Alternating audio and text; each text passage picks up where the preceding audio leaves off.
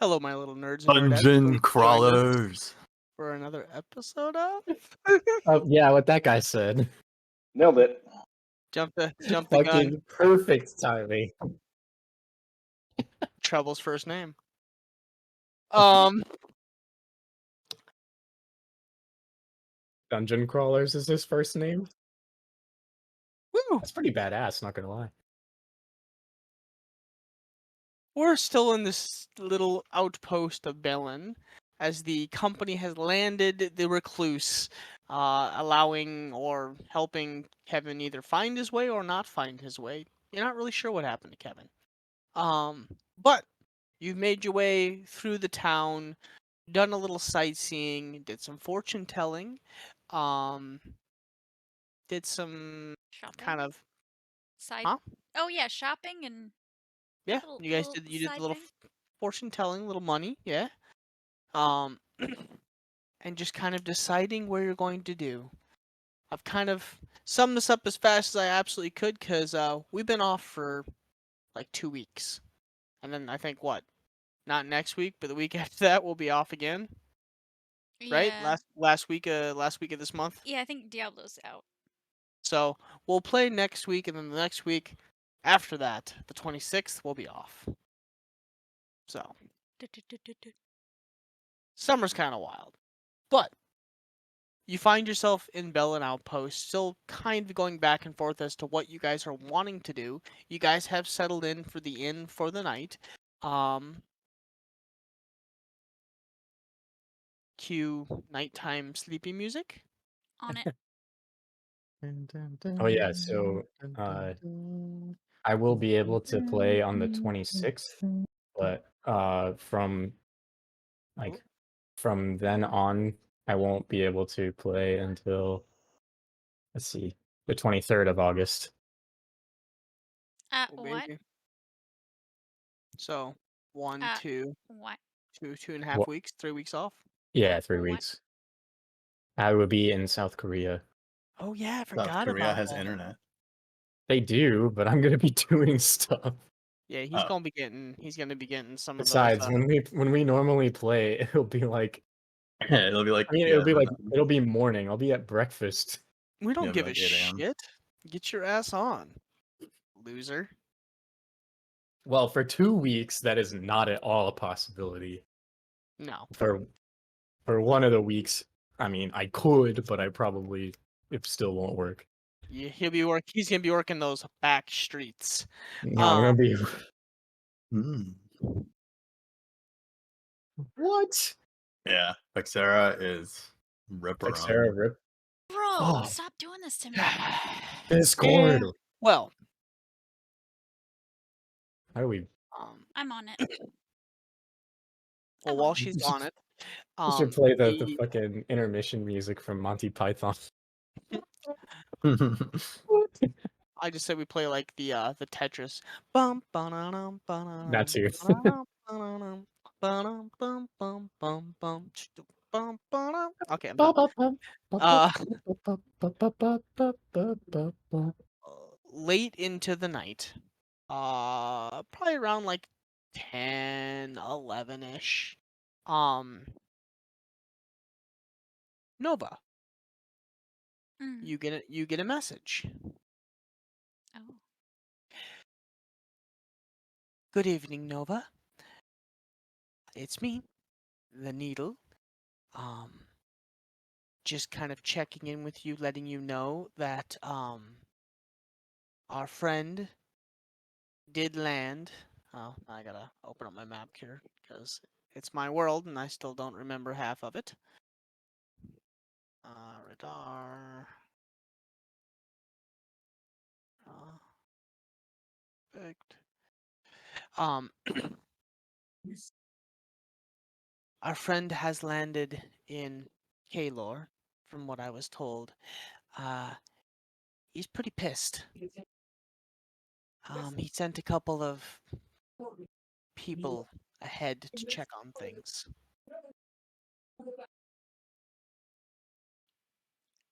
By the way, my name is Natalia. Oh, Mm. Thanks, Natalia, for the heads up. I think we're gonna be heading north. So should be safe. Northeast. Okay. I really don't care if people are pissed, but I'm not gonna tell her that. They can suck an egg. They can suck an egg. I'm trying to add this bot to the server.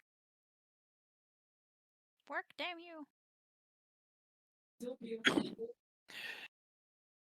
Understood. Let me know when you guys get settled in. Currently I headed south, east-ish. I'll touch base more once I've settled in. More information to come. I'm currently on the trail of something else. Okay, good to know. Keep in contact.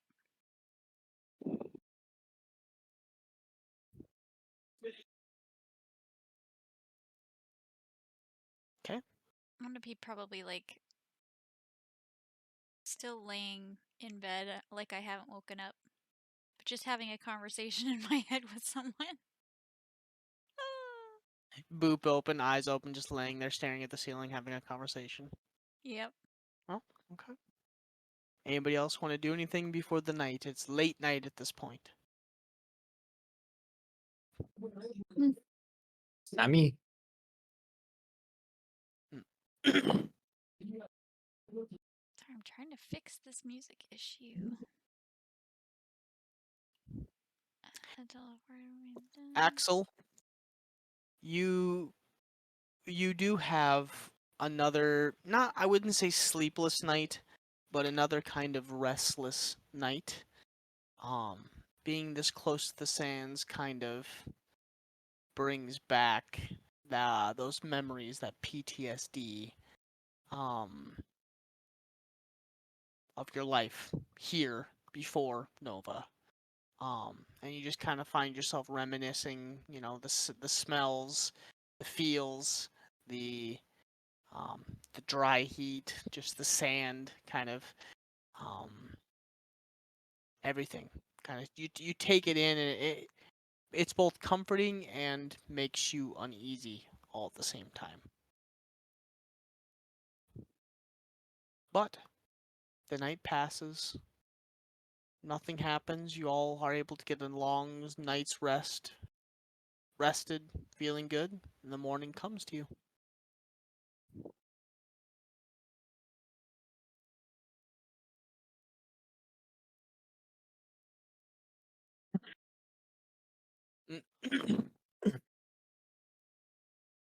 Sorry, almost done. I'm still dealing with this bot issue. No worries.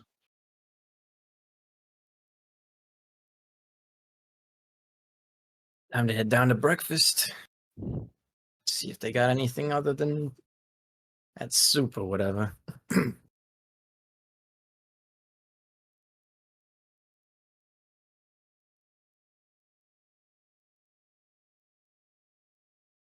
Okay. So you head down for breakfast, and you find kind of like a assortment of like eggs and like some kind of, I don't know, like plant potato looking thing. What?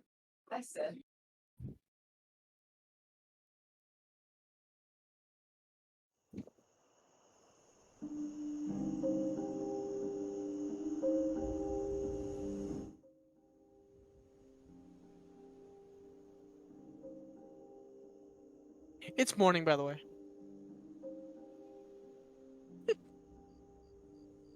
Yeah, you missed the cue for nighttime music. Should have been Patience. quicker. You do find like an assortment of eggs and kind of like a hash browns looking deal, like potato-y type whatever. Potatoes. Potatoes. I'll I'll wait until everybody's down there and get enough for the whole group.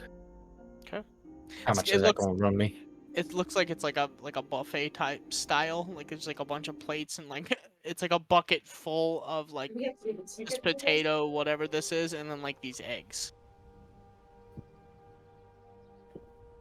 But weirdly enough, you see no chickens. No chickens. Dang it. And it'll run you like 5 copper. Cheapy Easy. breakfast. Yeah. Got it. I got everybody. Yeah. So then 5 copper for each person.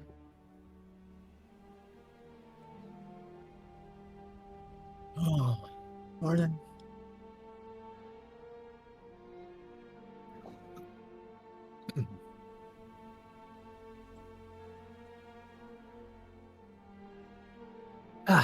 Morning. How'd you sleep? Pretty well. That's good. Glad. Did you enjoy your alone time yesterday? She like quietly nods twice. Good. Good. Feel good. Yeah, I know what you mean. I think it helps to sometimes just get away from everything and everyone. Sorry if I've been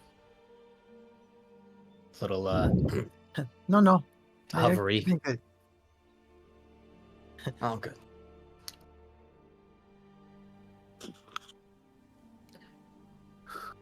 What were you doing during that time?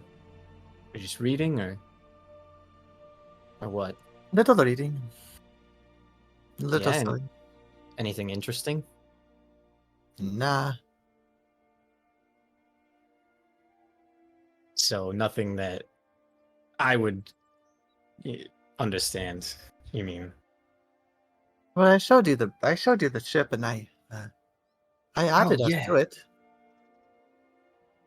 Nice. I'll You'll have to show me later, or now.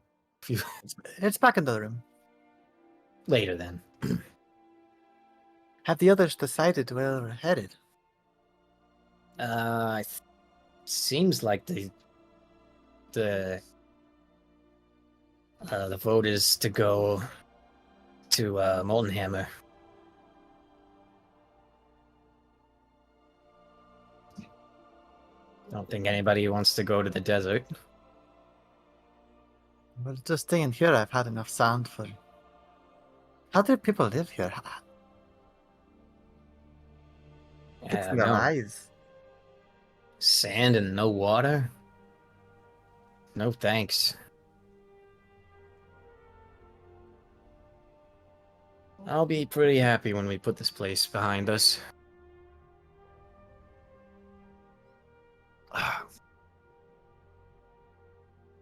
Oh, it's weird. It's the first place we've been that I've felt like I don't have to keep looking over my shoulder. Yeah, I guess you're right.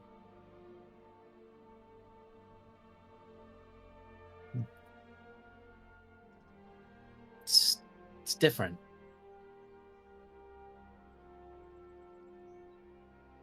But still, the sand and all that. Oh, I'm not saying I want to stay. I didn't think so.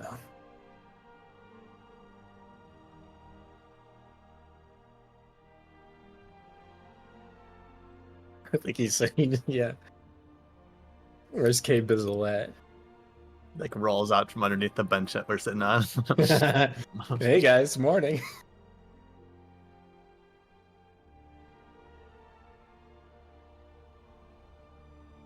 Sorry, I was in my kitchen.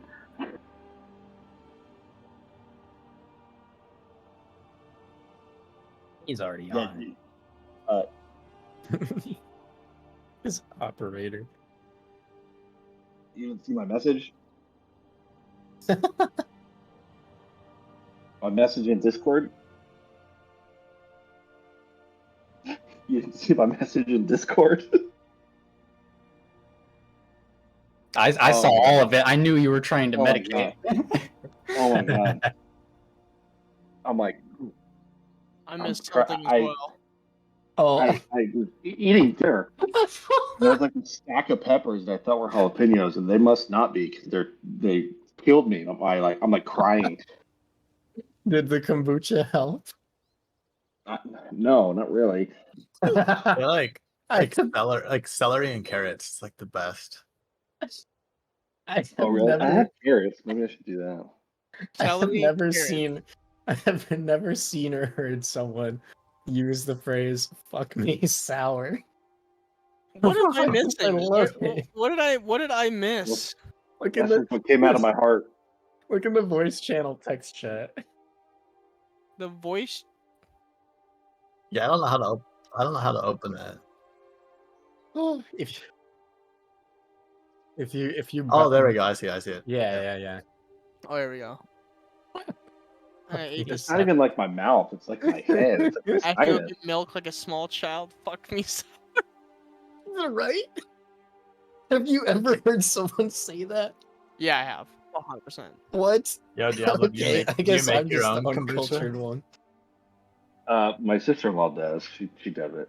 The homemade stuff is so good. Yeah, she usually does like Oh, whatever recipe she does makes like 5 gallons, right? So Yeah. damn. I get some. Funny. All right, I'm here. I'll be all right. He's here. So sorry. So sorry. Okay.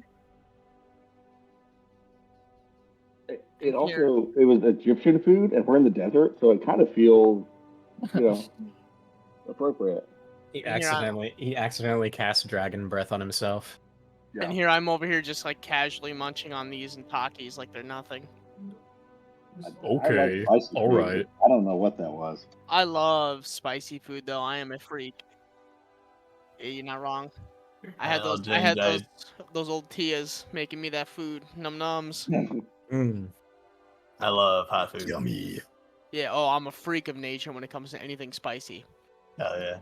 I can't stop myself. You think you could? I You think you could I clear have- the plate on hot ones? say what? Oh, You I think you I could clear the that. plate on hot ones? 100%. 100%.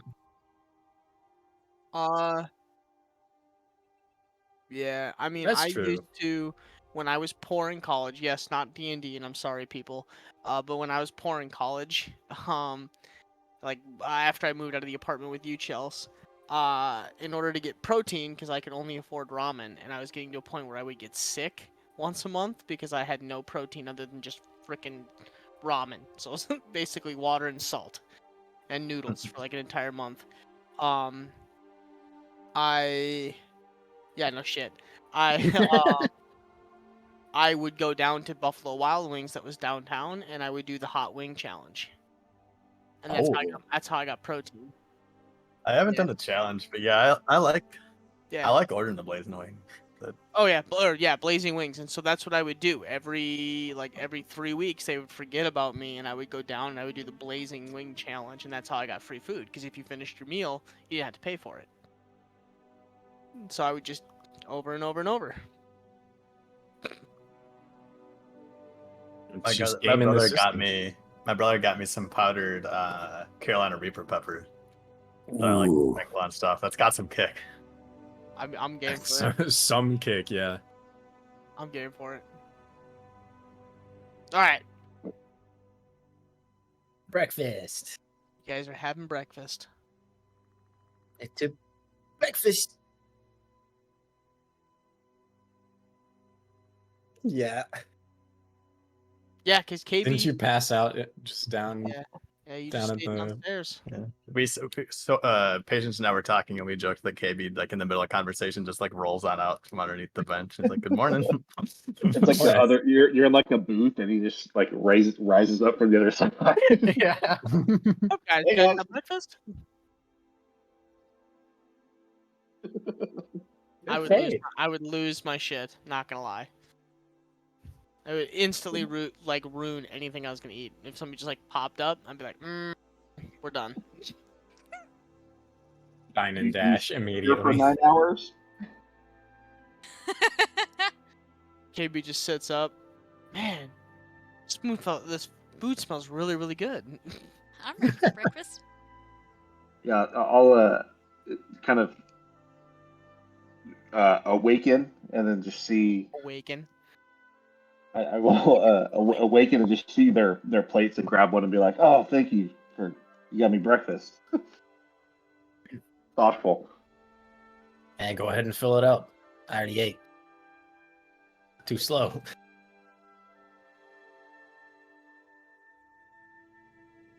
I like to keep my ear to the ground, figuratively, but also sometimes literally. Also, That makes Keep your sense. feet on the ground. You stay aware. Fear of the streets and all that. yeah. I'm wise. I know what's up. When you when you say awaken, this is the only thing that pops to my head. It's fucking. Continue. Hey, you're finally awake. Really long ass Google search. What the fuck is this link? Oh, I love Deathclaw. Awaken. But so who's all come down? Is it just Patience, Sophia, and KB kind of sitting in the main area right now? Yeah, I think so. I Okay. was Yeah. taking my time, No worries. I'm just not wanting to get up right away. Nova needs her beauty sleep. Probably still a little bit sour about that guy not showing up.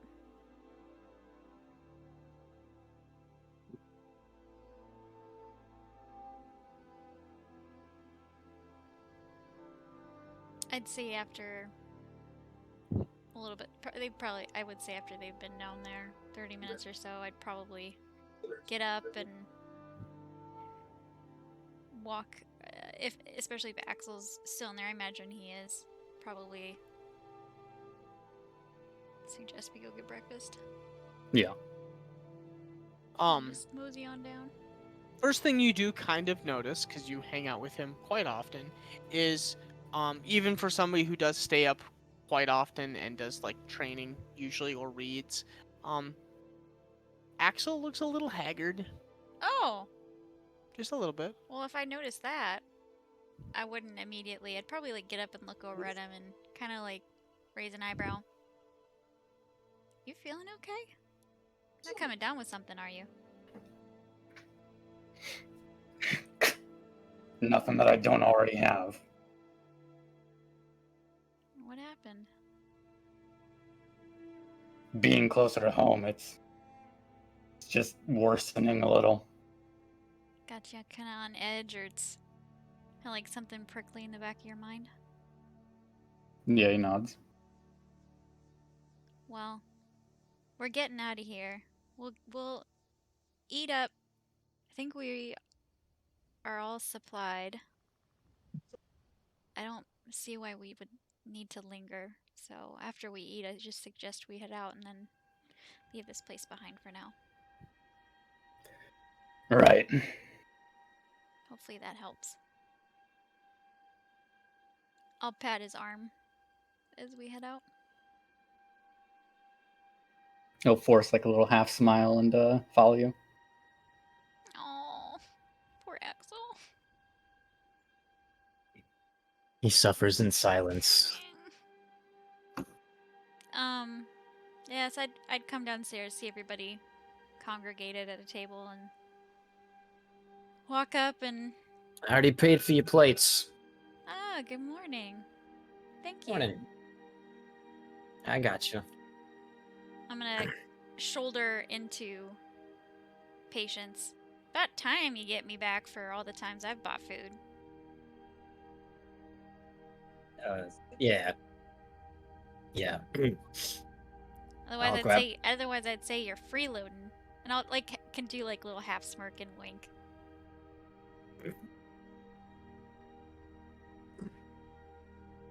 Well, it's being a team player sometimes trying something like that. I'm just giving you shit, Patience. Gotta start the morning with a bit of sass, right? Wouldn't have it any other way. I'll dish up and sit down and eat the breakfast.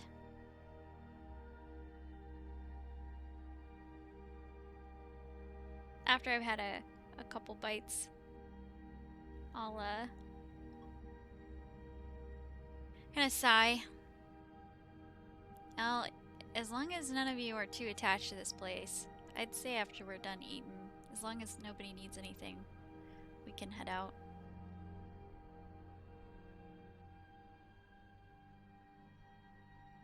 Yep, on our way to Goldenhammer. Right? We Yeah. decided on that? Yeah, and once we get a little ways out of town, I'll fill you guys in on some stuff. I think it's the best bet out of all of our options to head that way. Excuse me. Unless anybody objects or has a better idea. It's just closer to Dollar, so I'm down. Oh, we have a lot of land to see.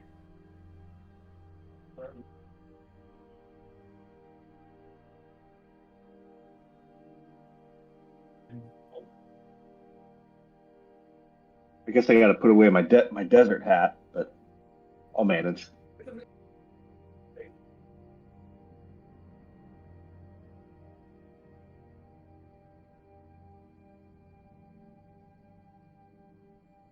Oh, that's right. Dollar's Oh. north of Omira.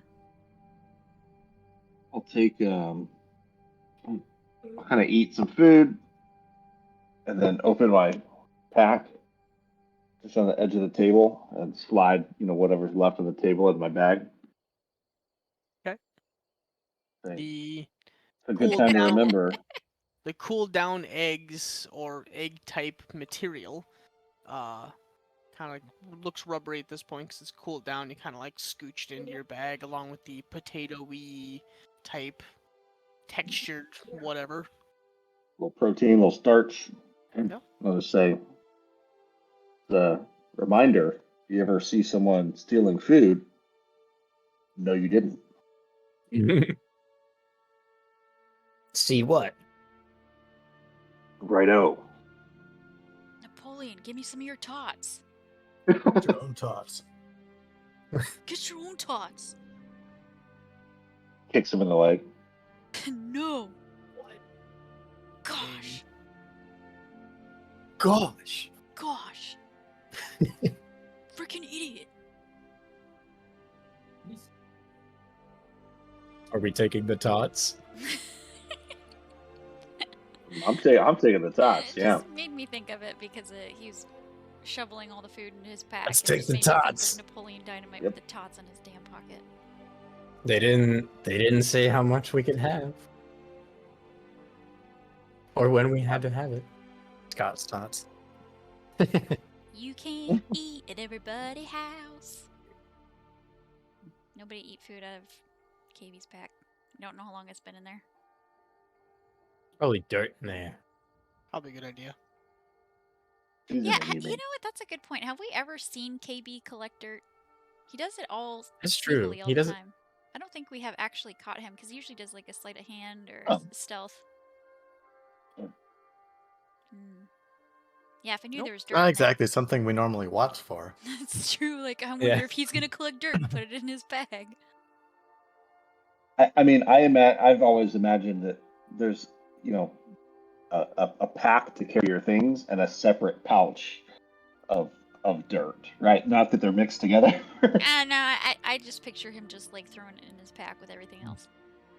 Yeah, I think there's this like part of the bedroll is almost like a coin purse, right? That has dirt in it.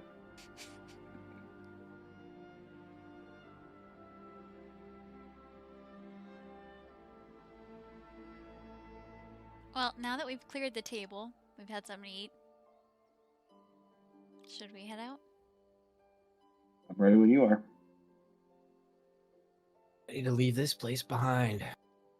I'm gonna look at Sophia, who's been exceptionally quiet. I'm ready. All All right, let's get out of here. On our way out, Ginge, I'm gonna look for the shopkeep / innkeeper / barmaid / all of the above. She's easy to spot. She's just kind of sitting in her little rocking chair, going back and forth, and she looks like she's whittling something right now. I'm gonna walk up to her and kind of bend down, whisper And she loudly. looks up and smiles at you. Yeah. Did anybody come in last night or this morning looking for me? Or say they were looking for someone? I don't think so. No. Why would they do that? You know, I was expecting someone, so I was hoping they stopped in and oh well. Well, thank you for your hospitality. We're gonna head out. Have a safe trip. Thank you. I'm Just gonna continues to I'm gonna give rock. her a gold piece as I walk away.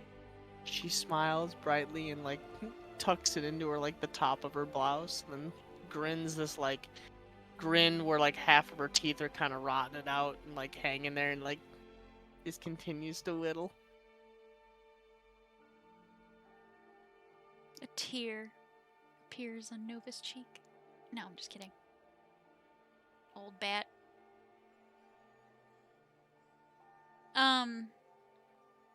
Alright. Then I head out. I know we were looking at vehicles before. Yeah, weren't we gonna take a look at the speeders? Those things are probably overpriced, and they're not gonna likely serve us leaving the sands. Yeah, So it they're may not more. be. They're sand vehicles. Yeah. So we Mm. They might. work on like fields and open areas, but they don't do so well on like rocky Hills. or hills or things like that. Yeah. Yeah. So It's got to be flat. I'll indicate that. Well, since we're heading north and we're not gonna be in the arid climate very long, we probably won't get our money's worth out of them. Oh So man. just food for thought, and Axel would know this just because of the area. There's two routes that you can take. There is up the sand side, following the Siren Bay, like the river that heads upstream towards Molten Hammer. You follow it on the sand side, or you make your way into the marsh. And then you kind of head up that other river, and you head upriver basically the whole way. It's a little bit more of a hike, and you're obviously going through a lot of swampland. Whereas the other way that kind of heads up the Sandside River, there's risks, there's pros and cons to that as well. But at the end of that, there's kind of like like an elevator type system that takes you up, like ski lift type shit.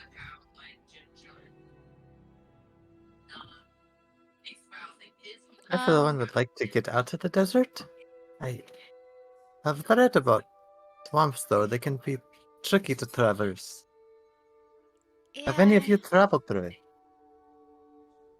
We have.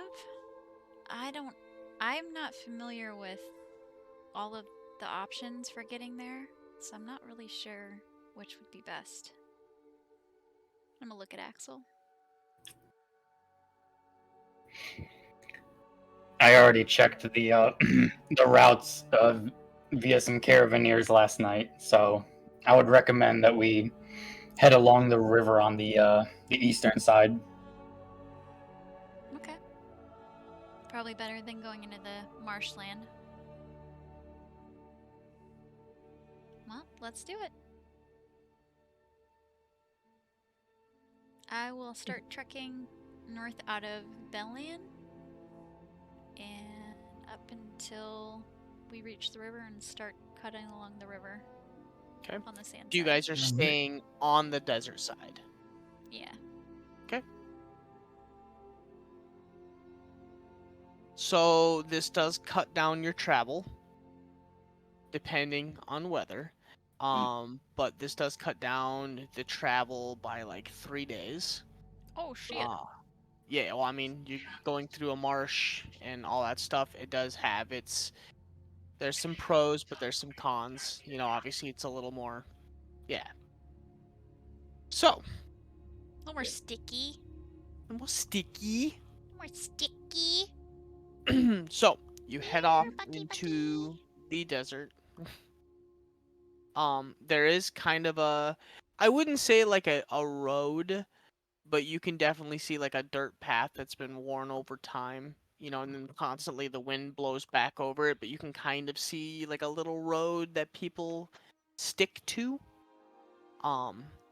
So there's that option. Are you guys walking? Are you guys getting speeders? Are you guys getting like caravans, lily pads? Oh shit. I think we were just, or I was planning on just walking, so I would have Yeah. started kind of heading out that way. Yeah. I think I was moving with that expectation too, that we're just gonna walk. So, Hoofing it. who wants to roll the first? You got about a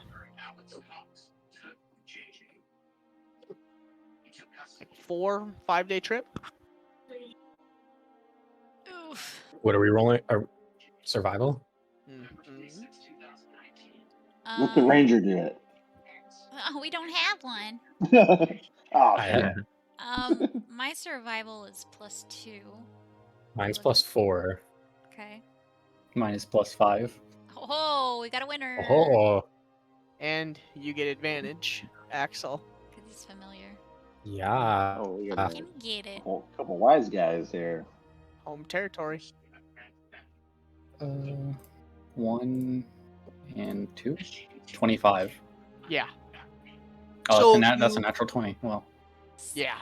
So you take off into the sands, and in about a half day's worth of a trip, you have to do a large detour out into the sands. Because about a half day into your trip, along the river, you actually find the dead remains of 2 die tracks. And you know that either 1, they were hunted, or 2, something killed them and or they killed each other. And so this is kind of like an elephant graveyard type scenario. Like you just know to you just stay away from this. mhm. Ooh, Ginge, would you be able to put the world map up? Because then we can at least Oh, put our yeah. people on like the spot on the world map. No, can't do it. Sorry, fuck you. Oh, gives people some reference too. I miss the world map. Travel, everyone. Oh, sick! When you click on the little people, you can see their character art. Yeah.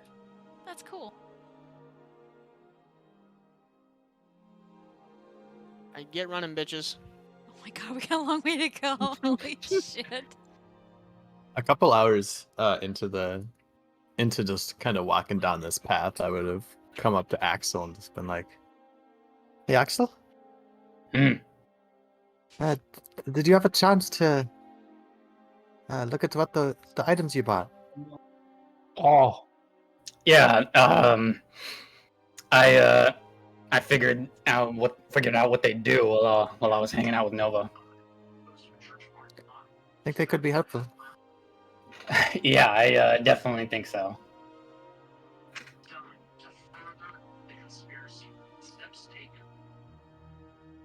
And so kind of slowly like back off as like the conversation just ends awkwardly.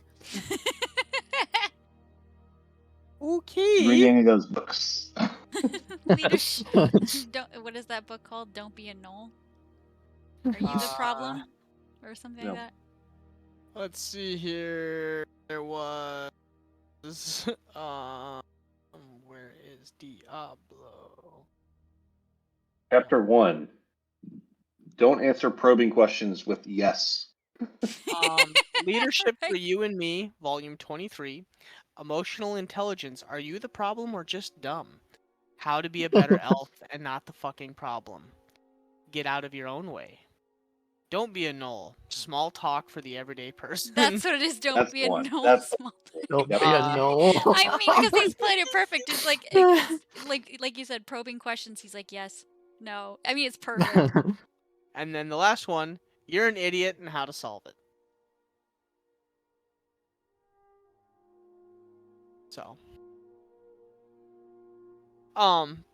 But yeah, a couple hours into the trip, you guys notice Axel does kind of stop your party and basically is like, big roundabout and takes you kind of into the desert a little bit. Like at a certain point, Axel, you know better. You know enough to take them very, very far around, and at a certain point, you actually do lose sight of the river. Because you have to really kind of make a big horseshoe around the area. But with a natural 20, you basically come back in and know kind of the bearings, and you come over a big dune of sand, and you do pick up the river again.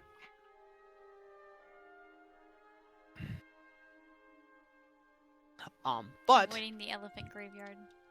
yes, that will bring you to the end of your first day. This one's kind of a freebie. So, you settle up for the night, kind of in the sand. Some of you not so used to it, as you guys kind of set up or try to set up tents, sleeping areas. Sand kind of gets everywhere, in everything, all over everything. Also, Axel, this is a portion in time that you could use to find those last couple items, if you want. Oh yeah.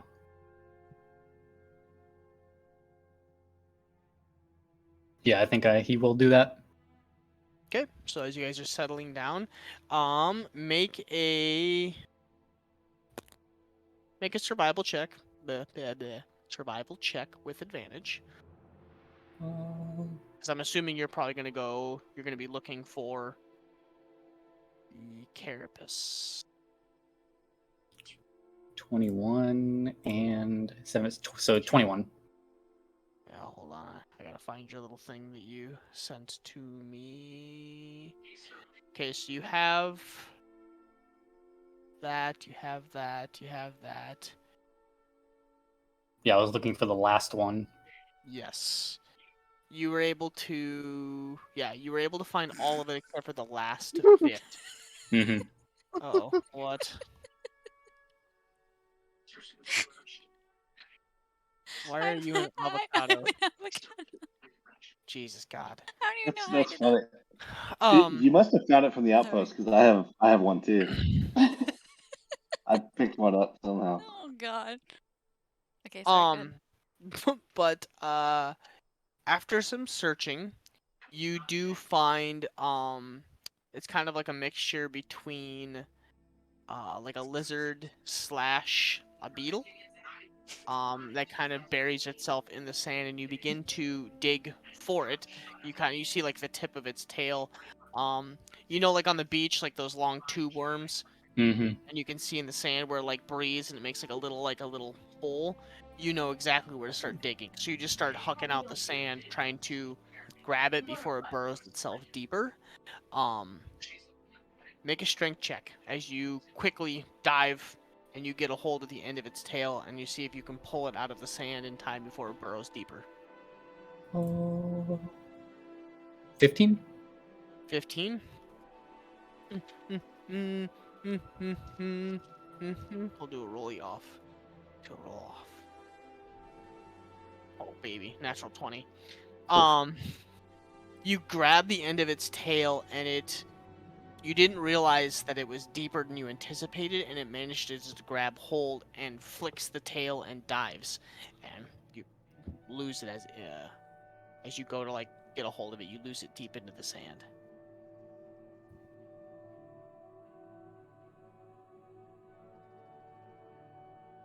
I will let you try one more time for the day. Sure.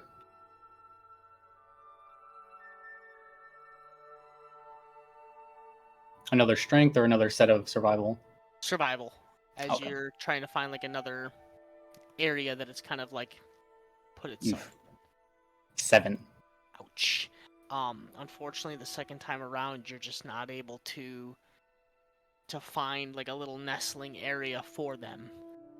And the sun starts to get really dark at this point, and you know better than to be just roaming the sands in the middle of the night. Yeah.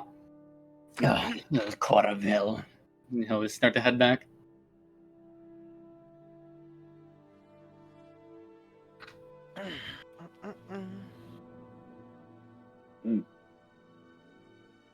You guys see Axel come back up over the dune from the sand, kind of looking a little pissed off as the rest of you guys are setting up camp. Did you find something? I did. Got away. Huh. Was it big? No, nothing dangerous. Just something I was looking for. I'll immediately look relieved. Oh, good. Okay.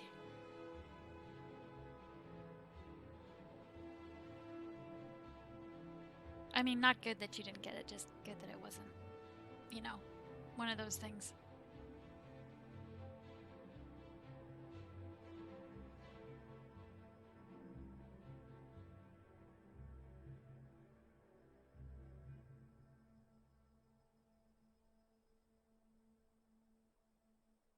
Anybody else? My group is quiet tonight. As the I'll set up an alarm around the We're campsite. sick of traveling, Ginge. I get it. I get it. You guys are not at that point yet where you guys can just go place to place. But Good. I mean, I didn't buy this tent for nothing. Right? I'm the only one who bought a tent. I came prepared. as you all settle down and you guys are rolling out your sleeping bags into the sand with the little fire kind of going next to you guys, you guys look up and Axel has a full-blown tent set up.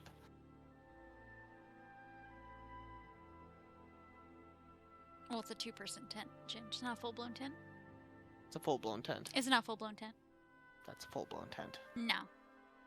Anyways, Ditrax comes, takes Nova. Yeah, well, Nova makes new character. Fuck you. Let's see if we're talking back. I mean, stop running your mouth. Whatever. But you guys kind of settle in for the night. Anybody doing anything for the night? No. Before going into the tent, I'll probably lay in the sand, put my arms behind my head, and stare up at the stars. It's warm. Sand is very warm. Almost, if it wasn't getting in all of the crevices and just all over everything, it would be very comfy. Kind of just like a warm, almost like a very warm bath. I'm gonna turn towards Patience, looking at Axel's tent, and I'll just be like, I see now why he wants to go this way. So he can avoid the desert? I'm gonna start brushing sand off. Already, I'm assuming it's already covered us. Just lying Everywhere. here for like Oh. 50, yeah. Fucking everywhere. Yeah. I mean, you guys could camp I'll in look into. in the water. The goo in the mud. I'll look into it. I have an idea. Oh? And what would that be? It'll take a little while.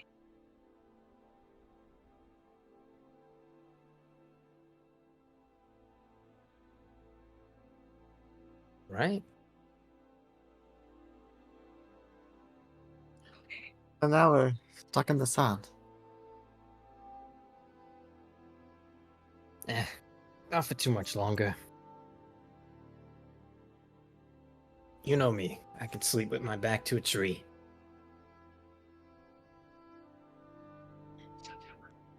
Or, Smells I better guess- than the streets. You definitely ain't wrong. Oh. Kinda nice in its own way. Nothing dripping on us. It is incredibly clear, by the way. Like, for those of you that are looking up at the night sky, I mean, there's, like, not a cloud in the sky, and it's just stars. Man. I couldn't tell you the number of times I woke up with someone shit in my hair. Yeah, no kidding. I don't miss that life. I don't think anybody would. But hey, I mean, look up at that. We never saw anything like that back home. KB silently wonders if that's a euphemism that he doesn't understand, or Sophia's eyes go wide and starts like counting them.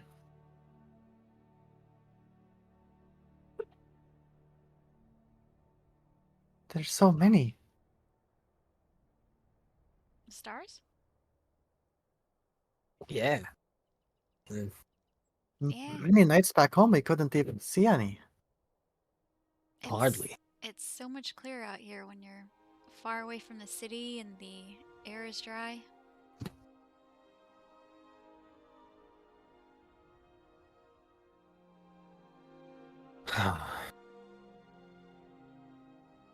Maybe the sound's worth it. And the heat. And no water. No, maybe not. For But it's this? nice. Hell yeah.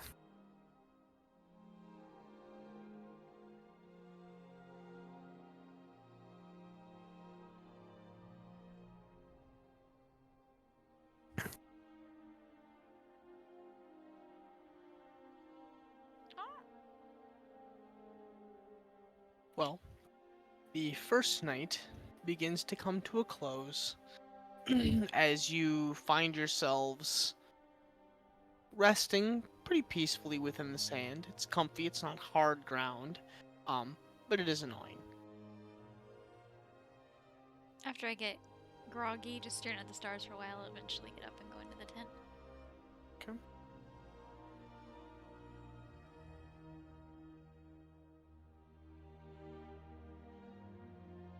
As the night greets you, you fall asleep kind of to a warm atmosphere, but for those of you that have been in the desert, know that after a little while it gets cold. It gets very cold. But you get long sleeps, you wake up the next day, and the bright, hot sun welcomes you. Ugh. It's a big hot sun. Yeah. I So- could do without this. Who is rolling No. for the next day? I would probably vote for Axel. Or I'd be happy to help. You got it. A 1 and a 2. 20. Sick. Sweet. Able to easily keep on track. As I you're thought you were saying you rolled a 1 and then a 2. Yeah. I thought it was I very wonder same if thing. you- 1, 2, 3. Free. 1, 2, a 3, okay, sorry. But Axel leading the way flawlessly, looking where he's going and knows almost exactly, where he needs to go and how to keep on track. Definitely, knows the area, or at least knows what to look for and what to stay away from to keep you on track. Roll a D100 for me, Axel. Alrighty. 86. A storm looks like it's going to roll in. And after about an hour or two, the clouds darken, and after 20 more minutes, it just kind of becomes a cloudy day. Okay. So, the wind picks up a little bit, and some of the sand kind of gets tossed around, but nothing crazy. When it starts to get looks like it might be storming, Axel stops for a full few moments. Just sort of stands there looking at the clouds. Completely silent, completely still. I'm gonna walk up to him, put my hand on his arm. Everything okay? I think it's just a storm. Yeah. Yeah, I'm fine. I'm And gonna, he just suddenly starts moving again. as I walk with him in a mind link, are you sure you're okay? What's wrong? Just remembering. Something to do with the storm? Here, I'll send you something. I was gonna say I was just kind of skimming through to see if there was something.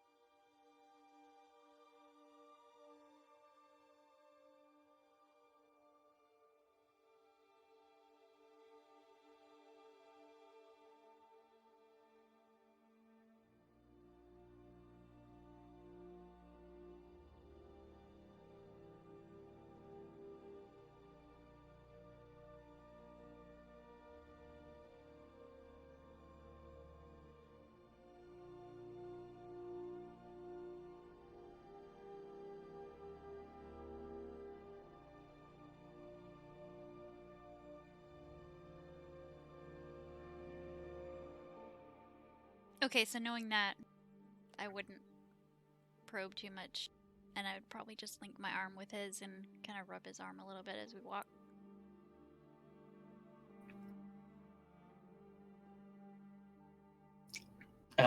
Thanks.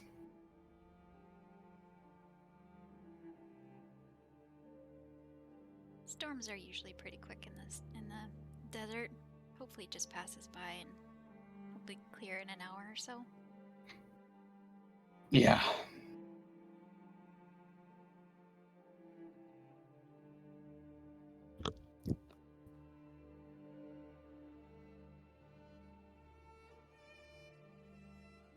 He'll keep on keeping on. The day takes and goes easily.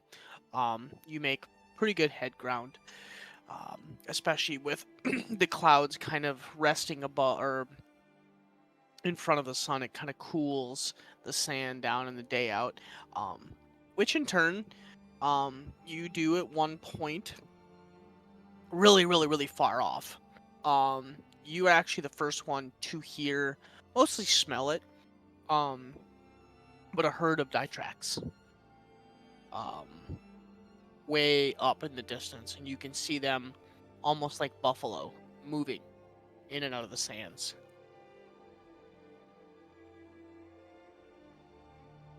You kind of point it out to the rest of the group.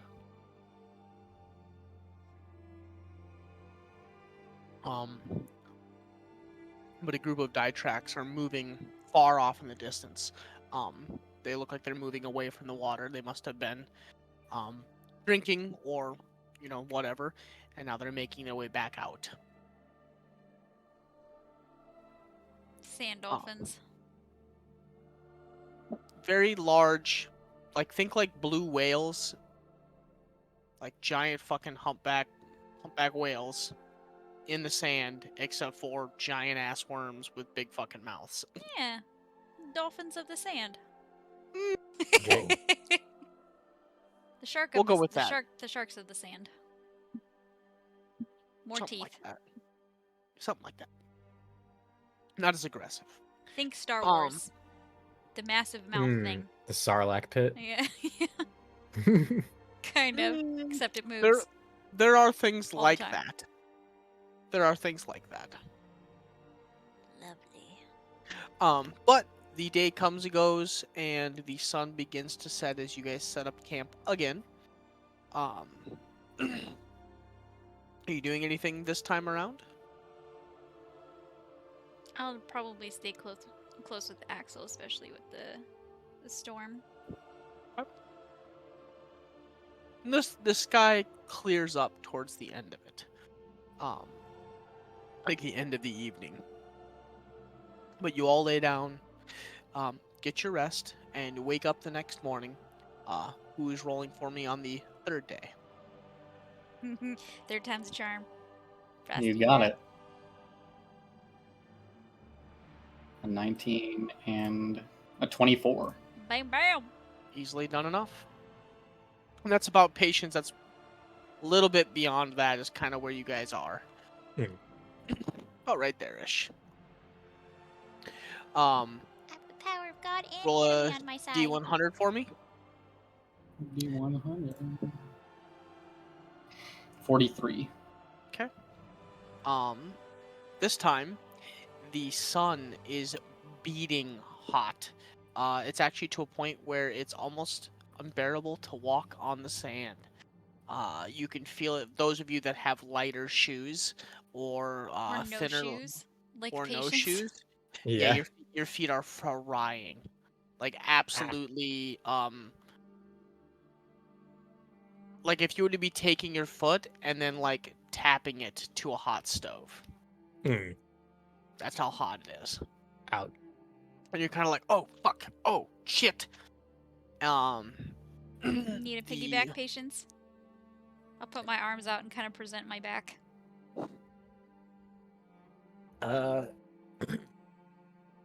Actually, let me see. You guys left KB behind. KB left himself behind. Well, it looks like KB's gonna live at Balin. Oh no. Oh Jesus! I loved it. Oh, Warp he's speed. moving. Warp He's speed. moving. He's moving. But the sun is absolutely scorching hot. And it cuts your travel in half for the day. Shit. You guys had to end up having to slow down, because it just the heat is so extreme. You have to take more frequent breaks. You're layering yourself to keep yourselves out of the sun as much as possible. And I would say a little over halfway through the day, you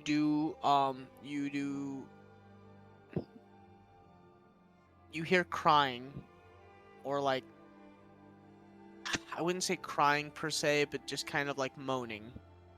Axel, you're the first one to pick it up since you're at the head of the pack.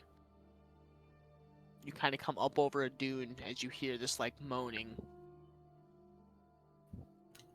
Does it sound reminiscent of anything I've heard before? Yeah, Well, somebody dying. Jeez. Somebody I'm dying. dying.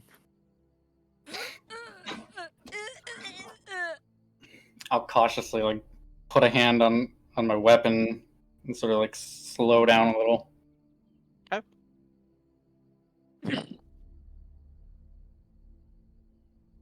You come up over the mound of sand, and as you do, the mound of sand kind of comes up like the dune, and then like drops off heavily onto the other side. And as you look down, you see it comes down, and then it's almost like a bowl, and then it's a flat land for like 300 to 400 feet, and then goes back up another dune. And in the center of the sand, the sand's got like some ripples and like kind of an indents, and you see a person half submerged, and there's like blood and like 4 to 5 other people strewn in the sand, missing. Like some of them are missing pieces of their body. Some are like the top half of their body is like submerged and the top half's up, and vice versa. And then you just see this one individual kind of at the bottom of the dune, and like pretty much I would say from right around his, like just below his waist, he's buried. And he's kind of like laying on the sand, like holding on to the dune. He's got his arms out, and they're all wearing like red cloaks. How many are still appear to be alive? One. And how far away are they from the top of the pit? 50 feet.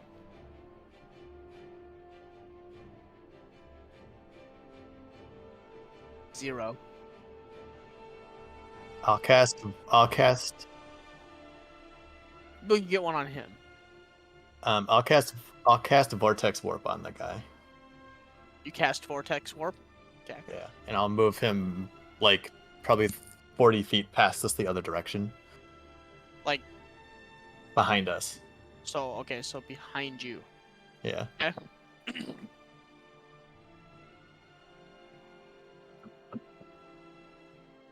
Pain. Unbelievable pain. So as you bamf this guy out, now does this have to be willing or an unwilling creature? If there's no save if they're willing. If they resist, then it's a Constitution saving throw.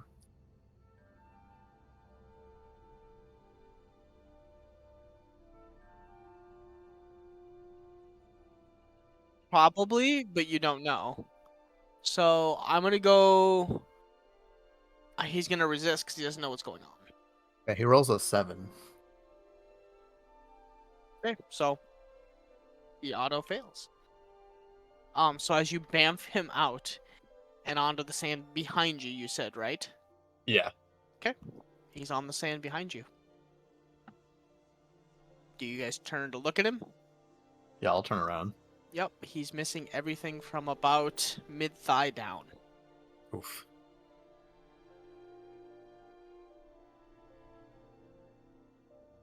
Oh boy.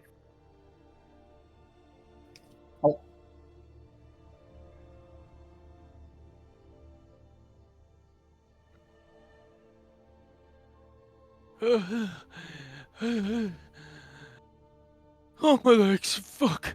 Oh, fuck my legs. Where's everybody? Where's everyone? The sand. Oh, the sand. It gave way and... Oh, it gave way. And then... I don't know, just pain and... grumbling. Oh, God. I'm gonna die. Ginge, just looking at him, would I be able to tell if he's gonna make it or not? Is I it mean- just his legs, or is he missing like the bottom portion of his body? Like, he's missing from mid-thigh down. Completely gone. I'm gonna see if I can wrap some cloth around the bottoms of his legs to cut off the, or at least slow the bleeding. So you need to tourniquet him is what you need to do. Tourniquet. That's what okay. So I was gonna say if you're just wrapping bandages, I mean he's No bleeding. pressure. He's cut off circulation. The bottom Okay, parts of his so legs. roll a medicine check for me. She rolls a 20. Well, there you go. I roll a 20. So then you do succeed. Surprisingly, you've never done it before, and you're confused, and then all of a sudden this knowledge just enters your brain, Stop. and you're like, oh shit, I gotta go up and like really pull tight, and so you just like and he screams. He actually begins to reach out towards you and like try to push you off because he's like in extreme pain. Yeah, I'm gonna ignore him and just keep working on it. Okay. You pull both legs incredibly tight and tourniquet it off. The bleeding does mostly stop. But he's still bleeding. I mean, it looks like maybe an artery got hit. But it's not as profuse now. Now, if I was a doctor, I would instruct Sophia to cauterize his legs, but I wouldn't know that because I'm not a doctor. I mean, with the 20, oh shit! With the 20, Sophia, you would know you got to do something to stop the bleeding. Whether it Sophia. be, I mean, Can yeah, you burn the bottoms of his legs to stop the bleeding? baby. Sophia's gonna like grimace and then like after like See, a it's the long only 5 way. seconds just nod her hand and then she'll just she'll kind of like close her eyes as she does it and like quickly snap her finger and a little bit of flame will appear right at the bottom and try and scorch the bottom of both of them.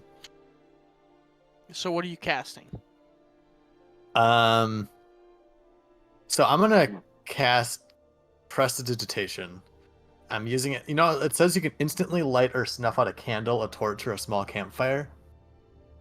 Can I try and Yeah, just use a like? torch. You could light a torch. I have I torches. guess like yeah, I'll light a torch and then I'll put the torch against it.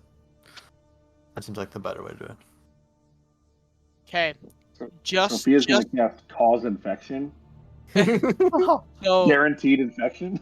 just because you're using prestidigitation in this way, I'm gonna say it can be done, but it is a low burning flame, so it's gonna take a hot minute. Okay, no, I'm gonna do the other way. I'm lighting the torch with prestidigitation. Then I'm sticking the Got it, torch and then against it. Yep. Got it. Okay. I was gonna say 'cause you're like a little tiny flame on the end of your finger, and you're like, Yeah, okay, yes, just yep. hold on here, buddy. It's Got like like a little soldering. lighter. She's soldering. Like, yeah. Little part by part. Okay, so you light the torch and you go to cauterize the end of this man's legs, and he Yep. begins to full blown panic. No, wait! Don't! I'm gonna hold his arms down. Okay. So that he can't interrupt. So Make a strength check. I'm gonna put all my weight into holding him down. Okay, make a strength check. He is full blown panicking. You got to beat a 13, Oh we'll shit! say. I keep forgetting I can't do it in. I can help. Beyond. Okay, so roll with advantage. Beat a 13. Strength. Where are you? The man's weak, but he's not weak enough. I mean, he's still absolutely panicking. He's panicking. Yeah. Yeah, the adrenaline is surging. It's like his last-ditch effort to save his own life. That being said, he has no legs. Okay, my God. How can he move? He has no legs. he's got arms. He's got arms and upper body still. It's alright. I'm just trying to hold him down the So best I can. you are laying on this individual with Patience's help, and he is still like flailing and like his little nubs are just like flinging, and blood is kind of like it's like all over the place, and you're not able to hold him down.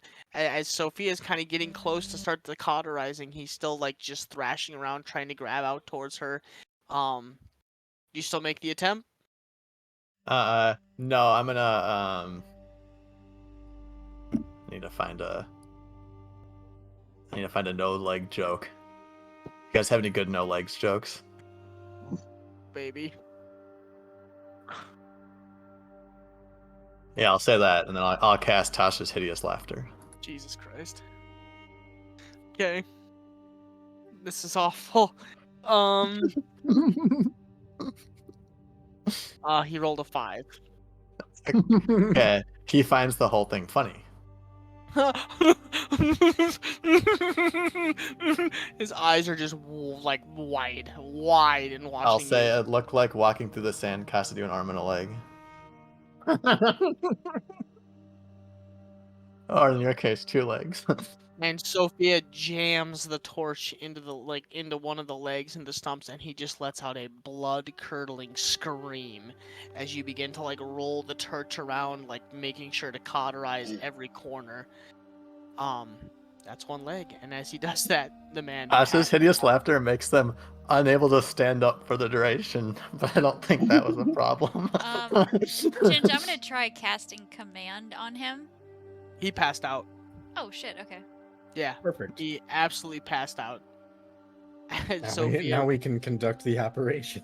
moves to the other side, and you cauterize the other wound.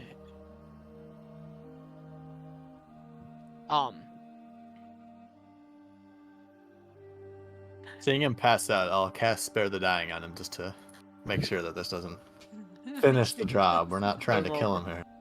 Okay. So you have a legless man laying on the ground, covered in blood and gore. Axel, were you standing at the top of the dune, kind of just watching? Yeah. You've seen this pit before. You know exactly what's below that sand. Yeah. Yeah.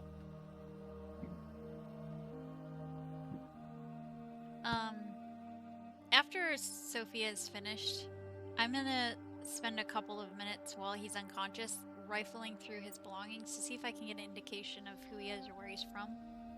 Okay. 2 things happen during then. So as you're doing that, Axel, you will have noticed after a couple of moments, all of the bodies begin to like slowly kind of just get pulled into the sand. And like disappear. Like the sand that has blood on it kind of begins to like shift, almost like somebody's taking like a little sand thing, and they're like, they're shimmying it back and forth to like reset the sand. You watch as all the bodies slowly get pulled below, and then the sand kind of just like, and then it just looks like solid sand again. It's fucking nasty. Creepy as shit. but you begin to rifle through this individual and his items, correct? Yeah, I'm trying to just figure out if I can see who he is or where he's from or who he belongs to. He's got a red robe like all the others. Yep. Is there any like specific markings? I mean, on it? and I would say so. Like, he's not in like full red robes, but he's wearing like leather, like really really worn leather, and he's got like kind of like a red like robe like hood thing that he was putting over the whole thing. So, make a investigation check.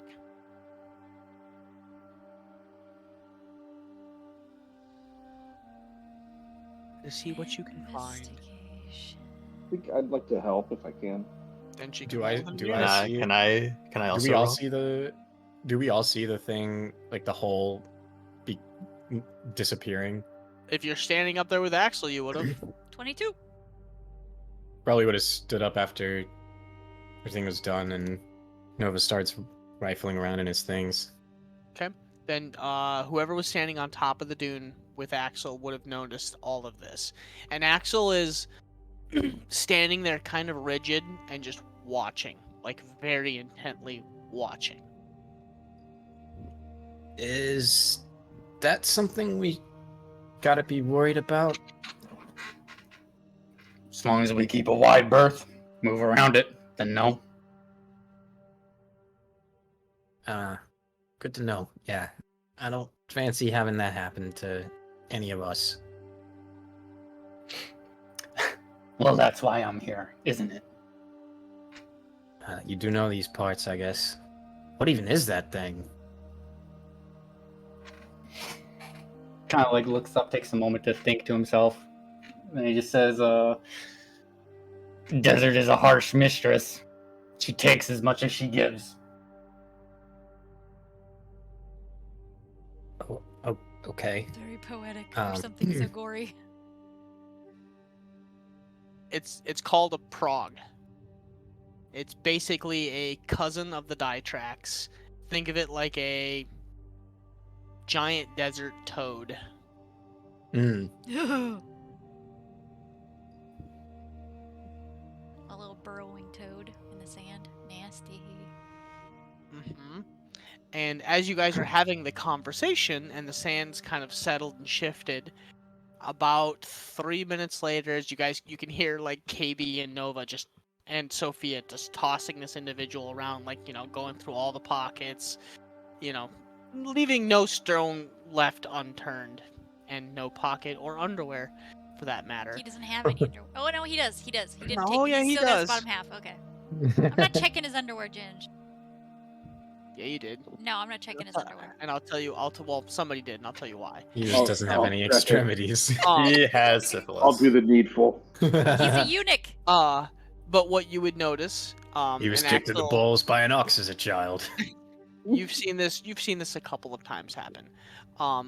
Patience, you have not. No. After a moment, the sand that is settled and all the blood and like whatever, it just looks like a completely different, like minus the dune running down to it where you can tell that they stepped over the dune and then the dune kind of gave way and that's why they kind of fell down into the pit.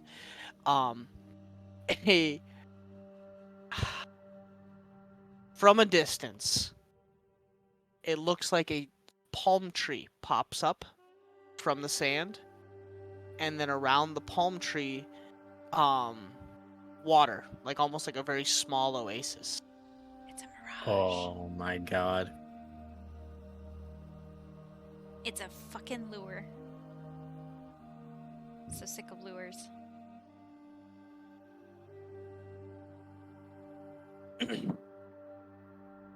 Don't drink the water, kids. Alright, so who checked his underwear? So, with 22, one of you guys, but you're tossing the outfit. You find a satchel full of like 12 silver coins. You find a dagger, a very intricate dagger, a dagger that has almost like a bunch of like runes and stuff on it. you find a medallion around the neck.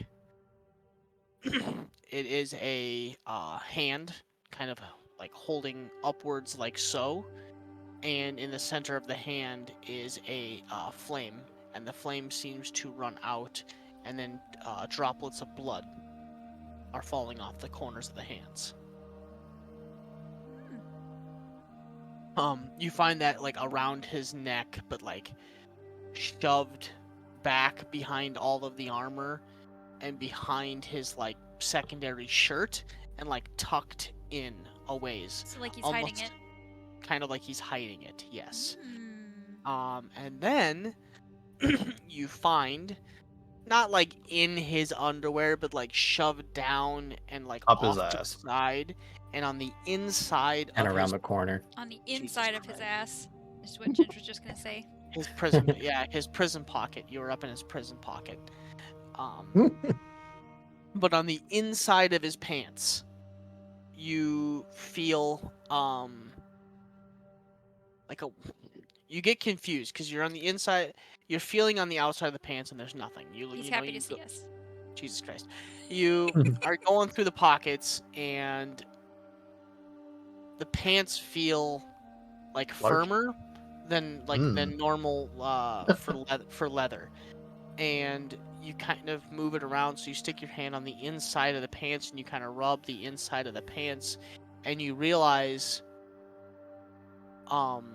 like something is off about the pants, like something was sewn on the inside of the pants, or like the pants have an extra layer of padding. You're not sure.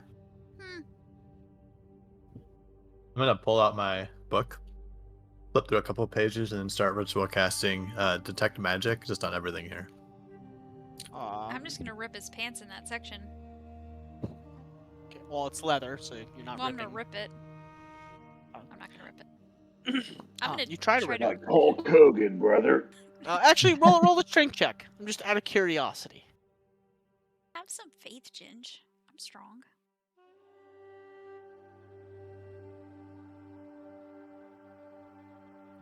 See, I got a 19 with only a +1.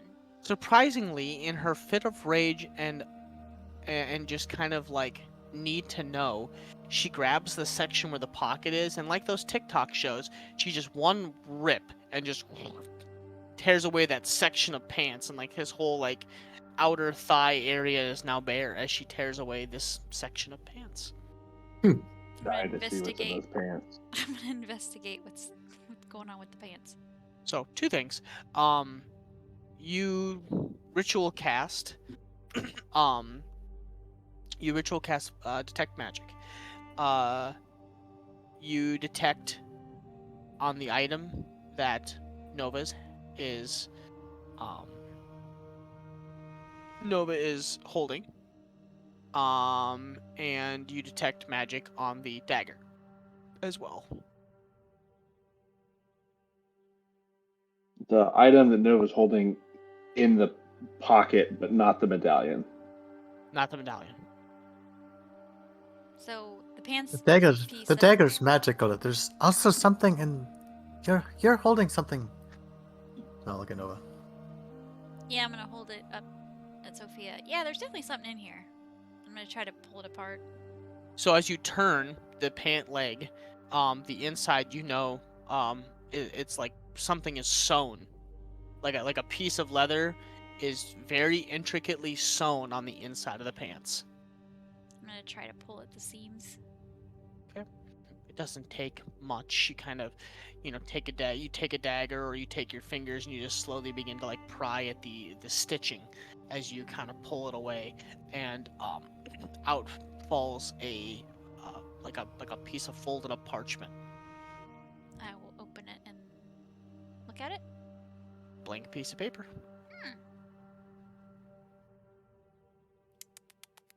I'm gonna show it to Sophia. Is that what's magical? Yes. Do I know what school of magic is from? Illusion. I'm gonna be showing it to Sophia because I have no idea. Can you make Yeah, anything of I'll- this?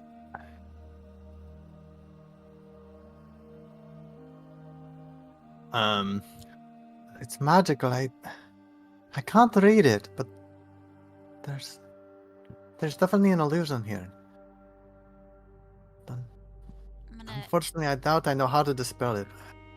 hand it to Sophia.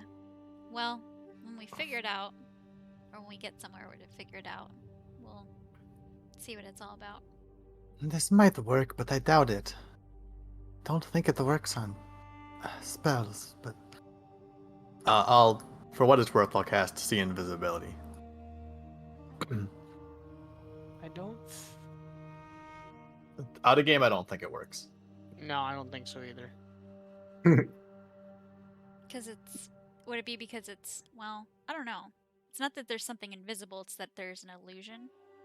Does that make it different? Yeah. Yeah. No, that won't work.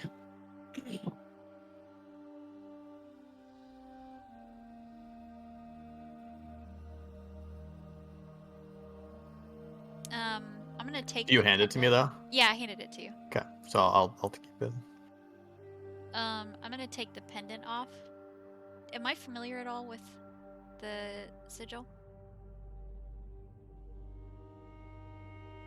No.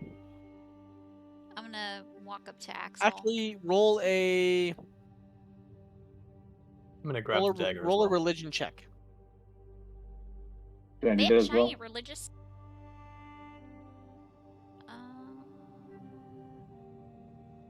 Not bad. 19. No, I hadn't rolled yet. Oh, I had my... fucking 8. Come on. Unfortunately, you have Can I no idea. do religion as well? Yes. Hell yeah. 23. Got a little religious studies done. What'd you roll? 23. There we go. Hey. You've seen this before. Once a long time ago. It is a sigil for the cleansing flame. Didn't take KB to be the religious type. He reads a lot. Read. Yeah. Good point. Because I didn't know what it was, I know KB knows, but I'll be getting up to walk over to Axel to show it to him, to see if he knows.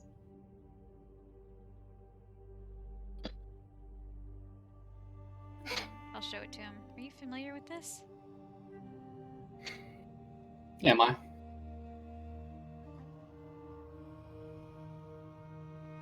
Guess it would be dependent if it's something specific to the desert.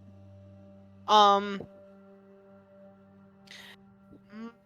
mean, yes and no. You've had run-ins with them. You've slaughtered people of their party before. You've found them around the Axe Sworn runes. Kind of like you're like, you guys don't go there or want to go there. But you guys have found them around that area before and run into them and ended up doing kind of like battle and killed, members of their parties. As soon as you show it to him, he kind of frowns, you get that off of him? Yeah, I wasn't sure if he's a good guy or a bad guy or what. I was hoping maybe this would be telling. They're religious fanatics, from what you know.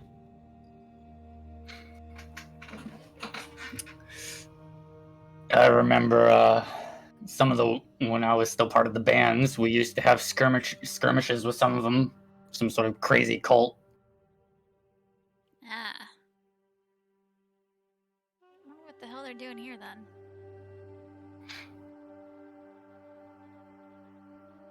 Well, if they're crazy, guess it's not so bad.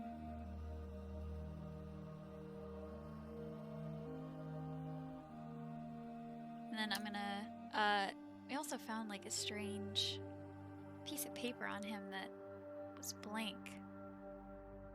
I don't know. We're taking it to see if we can figure out what it is, but now we gotta figure out what to do with this body, basically. Ginge, I'm gonna take a look at the dagger. Can I read the runes at all? What languages do you speak?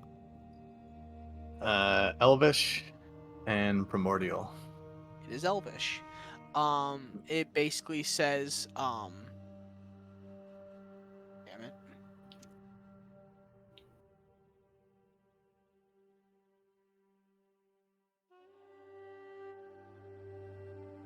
To cleanse by blood and flame.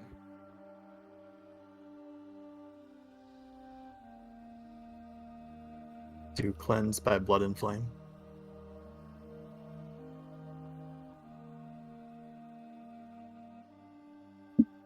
I'll walk up to Nova and Axel and show him the dagger. Looks to be some sort of ritual dagger. Mm. And read here. To cleanse by blood and flame. Yeah, and that tracks. Yeah, Axel just said they, crazy people. He's run into them before. I don't know. What do we do with them? Yeah, what do we do with the zealot that is legless in the desert? Well, I mean, if we leave him here, he's definitely gonna die. But can we take him with us? Well, he weighs half as much as he did. I suppose that's true. I'm gonna crack a smile at that. I'm not totally sure I could carry him. Oh, Come on, KB. He's about your height now. yeah, I guess so. It's kind of, I would say at this point, it's like late afternoon, 2-3 o'clock, mid-afternoon. Lugging around someone who can't walk is going to slow down our travel time.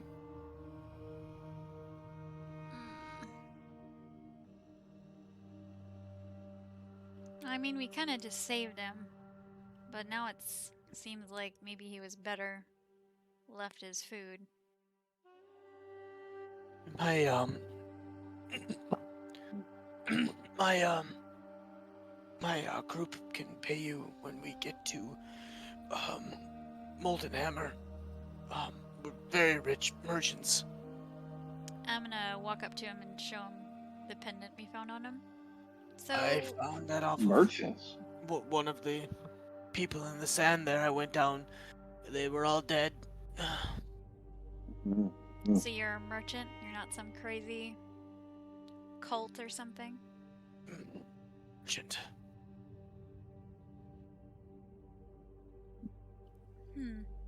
Do I believe what he's saying? Roll an insight check. I'm gonna Yeah, you search can his have mind those. while Patience is doing that. Okay.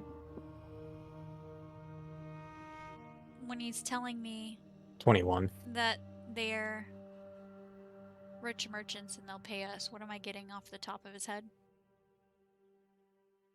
That he does have. They do have the money. Has the money. Two things. One, as you're asking the questions and then you're reading the top thoughts, you're getting a lot of pain. A lot of pain. Everything hurts. Legs hurts. Oh my god, I have no legs. But when he tells you that he is a rich merchant, he's not being truthful. But you do get the sense that they have money.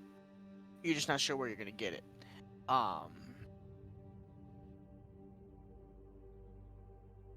But he's definitely lying about being a merchant.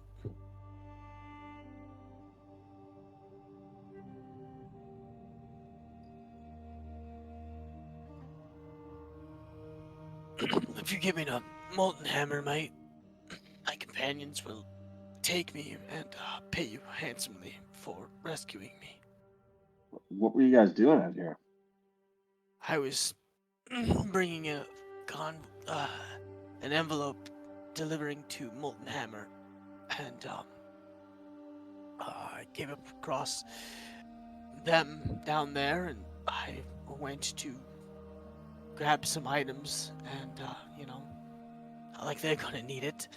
And all of a sudden, something snatched me from below the sand, and next thing I knew, incredible pain, and I couldn't escape. I'm gonna hold up his pants pocket. I mean, the envelope that was in here. Yes. If you could just please give that back, that is a very important letter. It must be. You found the letter? No, I was delivering it. Oh, you were delivering it. I was gonna say, I don't know how you would have found time to stitch a letter into your pants, but It's a very important letter. really, what does I'll it walk say? up. What does the letter say?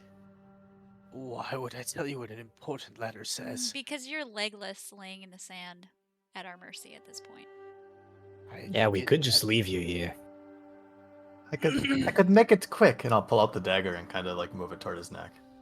Whoa. Okay, leave him here. And you think it You don't scares want to play ball? It really is neither here nor there if it scares you. The point is that you have no way of going anywhere. Unless you want to drag yourself across the sand for days. If I have to, I can. This But would You scare can't. you if you were actually a merchant. you don't think I haven't seen death before? I'm a merchant. I travel. And I could take your arms off, and then you really would be stuck here. Ah, then you would be murderers. You don't look like murderers to me. Nah, we'll make sure to cauterize it. Just like we did to your legs, you can lay here. You'll be murdering. Are you trying to Maybe yes. intimidate? Oh Maybe yeah. assisted Okay, suicide roll at intimidation best. check. Sorry, what'd you say, KB? Does the knife to It his would- throat it would- help the intimidate roll? Yeah. KB again? It would be like assisted suicide at best. You're practically already dead laying out here. 16. He kind of like a little bead of sweat comes across the top of his head. I mean, I'm already dead. Then You'll you've just got be- nothing to lose. Exactly. I have nothing to lose. So then why not tell us what's on the envelope So he All right. lays back into the or on sand. on the letter? Because it is important only to be read by royalty. Well, I mean, if you die, then nobody's gonna see it anyway. And we'll just find out. They'll Regardless. just dispatch another envoy. I'll tell you what. We'll deliver the letter. Just tell it where it needs to go. You're going to deliver that. I mean, I can if we will. Or we will if we can.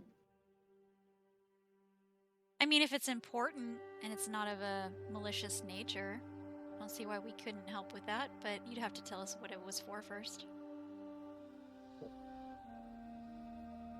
Kind of looks you guys up and down, Or even where it's going. eyes you.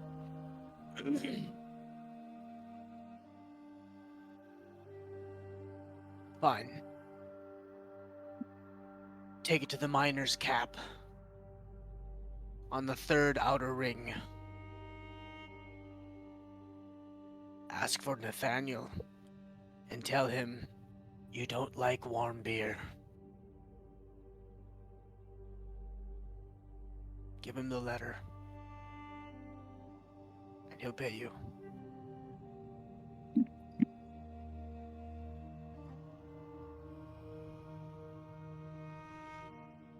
Alright, so we're asking for Nathaniel in the third outer ring.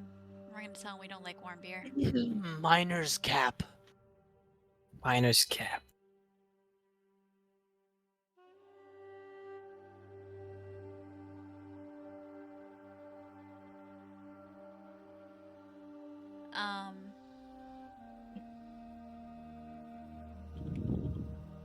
Sounds very Alright. doable.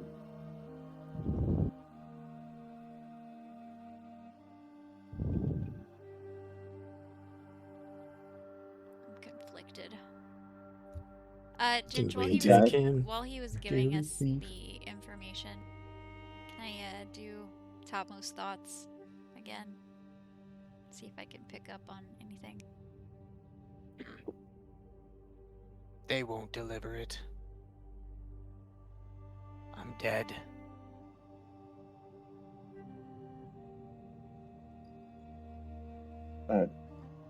Hey, guy. Serious question. I'm not sure we're going to be able to get you out of this desert.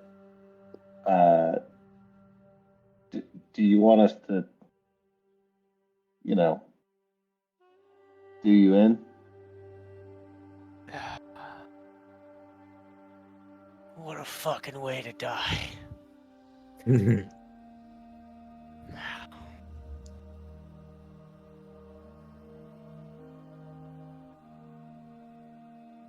You just see We him like can try to he's just get like you to laying in the town. sand with his head up, just staring at the sky. I mean, we could try to get you to town, but it's a almost zero chance, and it's going to be really miserable for you over the next few days, weeks, months. It's your call. It's a heavy reward if you can get me to Molten Hammer. With that letter, I'll make sure you're paid. On one condition. What's that? You tell us the truth of who you are. And why we're going to this place. I'm a merchant. I have an I'm important gonna letter. move the dagger closer to him. You're not a merchant. How Just do you so know that? your own mind is betraying you, so I would be very careful about lying in your situation. My own mind is betraying me. Mm-hmm. Your mind is screaming that you're a liar. That's what you want to hear. No, fine. it's what you're saying. Who are you? What secret is worth more than your life? One that goes to the royal family. Can I tell him Then we telepathically? Go ahead. Then we can't trust you. And I'm gonna rotate it upward so it's the handle straight out from his neck and put my hand on it and I'll wait. I'll count to 3. Okay. 1. KB, you're speaking into his head at the same Two. time? Yeah, I want to tell him in his mind, in a voice. I don't know if, like, when you speak telepathically, if it's like if they hear your your speaking voice, or they just understand. You know what I mean? But I want to. I'm going to assume whenever you speak to somebody telepathically, it's your voice. That's just the way that I want to hear it. So, Yeah. because it would be So fucking weird any other way.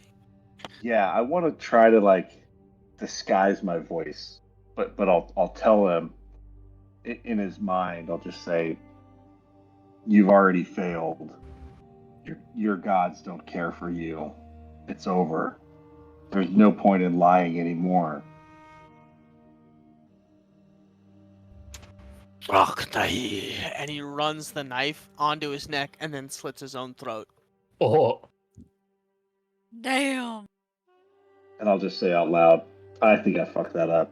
Sophia's gonna like rip it out like she did something tough.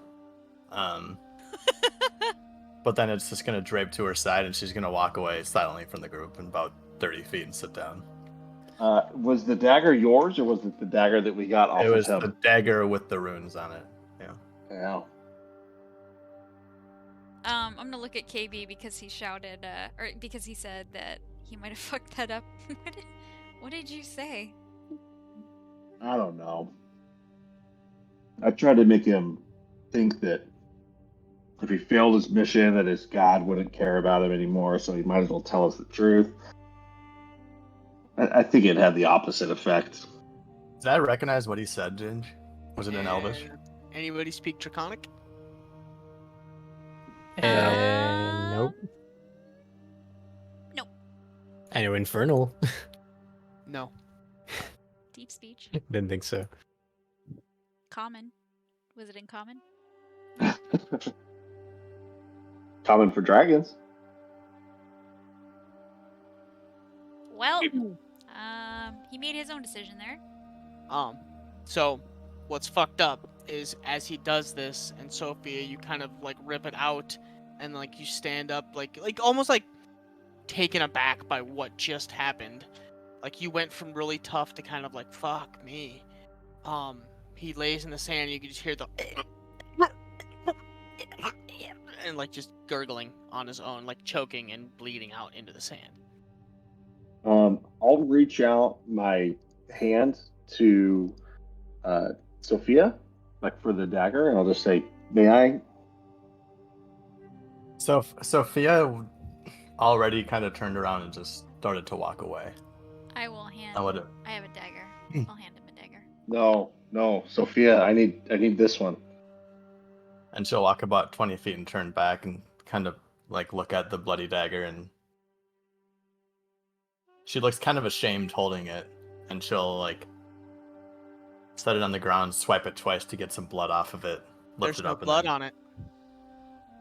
on it. I No will blood. I will take the dagger.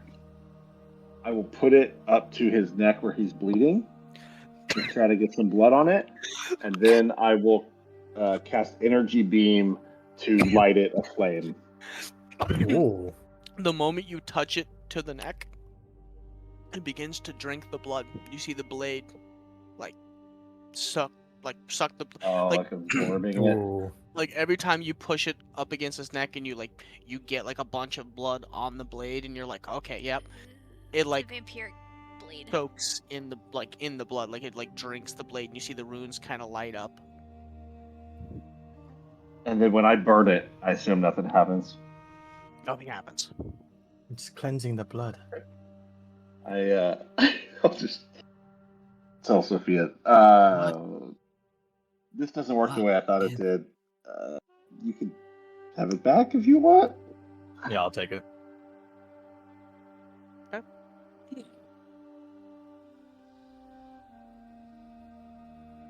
Is he still choking? I mean, silently at this point, like he's literally like leaving the building. So, if I were to put him to sleep, because he has low hit points right now, I mean, he's not taking damage. I'm just gonna put him to sleep. I mean, he's dead. Yeah, but I'm gonna put him to sleep. Okay. As he like stares up at you. The best that you can hope for is to die in your sleep. Think of it as a heavy dose of morphine. He just put him passes. unconscious.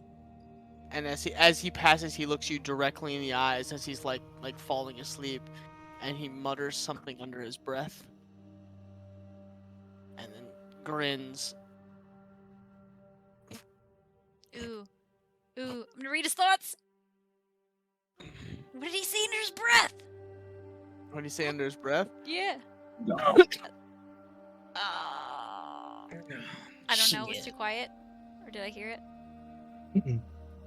You heard the phrase, but you don't understand it. It's in Draconic. But when you grasp his top thoughts, you get two things. One, All these people speaking all these different damn languages. I have no other I mean, choice.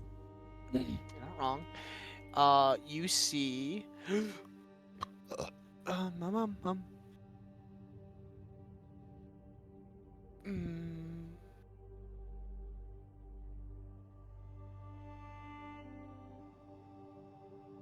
Where are my notes? I need to have better notes. I said this last fucking season too, and I did the absolute opposite. You I've heard see. World Anvil is good for organizing DM notes for your world. No. You see a giant blue a giant blue dragon, wingless, in his top thoughts, with just heavily scarred. Like, you know it's blue, but at the same time, like, almost every inch of its body is like just covered in scars, and like one of its eyes is like crusted over and white, and it's missing both of its wings. And you hear, "Hey, Praise be the flame. Cleanse all. And then nothing. That's not sinister at all. Peace be the flame, cleanse all. Yeah. Ginge, would we have seen anything like this back in Dollar? And I mean like religious zealot like. I mean, now that it's being brought up and it's kind of at the forefront and you guys are dealing with this right now, you've heard of them, but like you've never actually seen them in Dollar. They might be a part of Dollar. There was definitely there was definitely stuff on like the bulletin board, like the town bulletin board about the cleansing flame. Like there was little tidbits, so like, if you see this or your family member says, fire cleanse all, tell your local police department type shit. So they're not looked well upon by They're other places. yeah, like not at all. But I would have heard that they are kind of zealot-like, right? Like, Big time. You've heard other tidbits and you're just having a really hard time. I mean, roll a religion check for me. See if you can kind of like remember now that it's like jogging your memory. at 22. That's pretty good. The more you sit and you think and like, this guy slicing his own throat on a blade that you were holding and you didn't really mean to take it that far. It just kind of starts to jog memories and like really brings up some trauma, and you just really start to think. And you do remember one time when you were very young and you like before Nova, you remember Before patience. or patience, dang it, before patience, you do remember like times where you would hide in people's houses, people's buildings, people's lofts for somewhere warm and safe to sleep. And there was one time where you very young had crawled into kind of a loft type area and under a bunch of hay, and you fell asleep. And you just remember a conversation of these three individuals, and you try to remember, and the more you remember, they were three red-cloaked individuals. And they were speaking something that you just didn't understand. It was very, very deep, very guttural. Kind of scared you. Kind of like when you first learned magic. That sense, that rush, that feeling of magic, speaking those words. But this other language is just deeper. And you remember talks of a flame that will cleanse the world, one that brings the flames, and then something about an ancient from evil, or like an ancient or an evil from ancient time, or a source of power from an ancient time that through the form of a contract was allowed to enter this world and now roams trying to free something else. Would be allowed to enter this world and what? And free something bigger. And they're very like diehard zealots. Like they're very true to their natures. Like you looked into it after that event, and you listened to people in the alleys and in the bars, and they would talk about this cleansing flame, and how to them it's a healing flame. The only way to make the world better is to basically rid the world of people and the And you're gonna. gods. Oh. No, go ahead. To rid this world of people and gods. And the only thing that should exist in this world are those that are that were like first here in the land. So like dragons, and those that serve the dragons as their slaves. Sophia's gonna be standing there lost in thought. And all of a sudden she'll turn around and then she'll start walking in a direction and slowly pick up speed until she's running away. And about 100 feet from the group, she'll rip out the piece of paper, toss it on the ground, walk back about 10 feet, and then just start throwing firebolts at this piece of paper. The piece of paper that was in his pants. in his pants. Okay. You start throwing firebolts at it. Yep. Okay.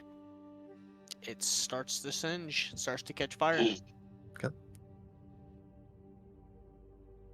You guys watch as Sophia just all of a sudden runs away and throws something into the air and just begins absolutely decimating it.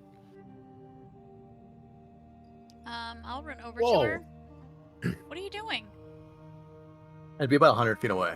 Oh, Trying shit. to give it time to burn before they can get up to it. So I'll run towards you and mind link and say, what are you doing? Why are you burning that? And I'll mind link back. It's evil. It's evil. Did you see what it said? And not mind linked, but you'll just see her facing away from you, shaking her head. I will stop running towards her and just stand there and watch.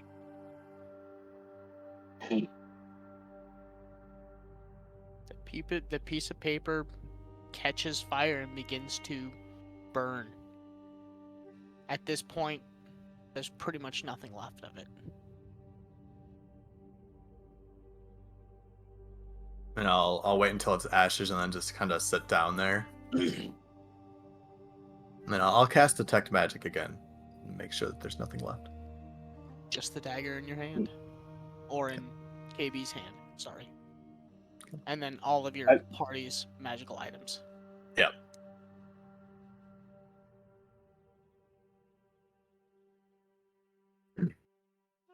I have a 21 to hit the pile of ash with a ball of fire. Yeah, it hits. Symbolically, just So as you- just the supporting last- Sophia's decision. So the last 4 pieces of like black black paper after it's burned completely, you're like standing there and all of a sudden and like blows up again. You're like, oh, okay. Well, it's fucking gone now. Absolutely nothing there except for a big like pop mark, scorch mark in the sand. After a while, I'll stand back up. Okay.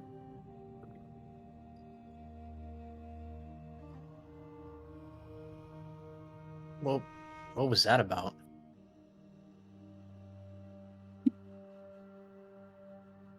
I'll walk over to where Sophie is standing. You said you're still about 100 feet away, right? Mhm. Let's say I'll ran maybe 40 feet before I stopped. So I'll bridge the gap between us and stand next to you. So it was evil, and you were pretty sure of that, huh?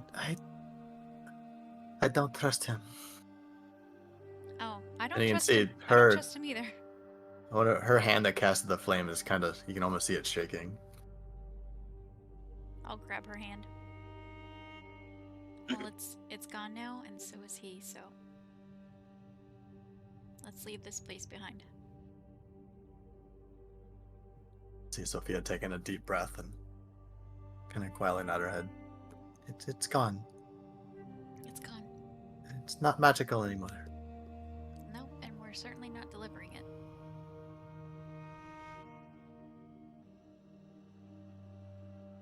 Damn, I wish I would have thought to do detect evil.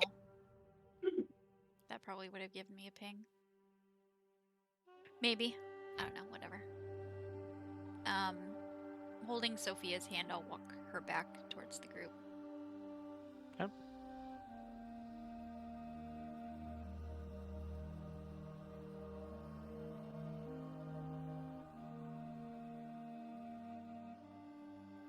Well, guys, let's get the hell out of here. Not enough excitement for one day.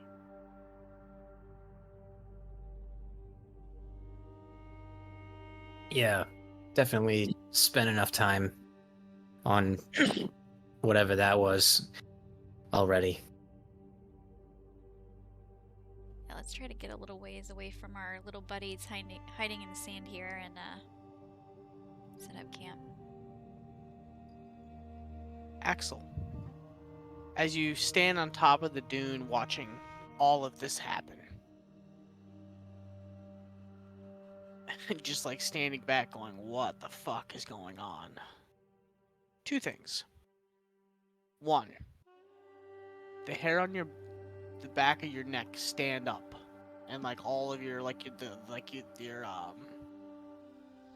His hackles are raised. your hackles kind of like involuntarily raise, and you're like, it first catches you off guard, and you're like, fuck, what? And immediately, right afterwards, like underneath, like wafts underneath the bottoms of your nose, the smell of like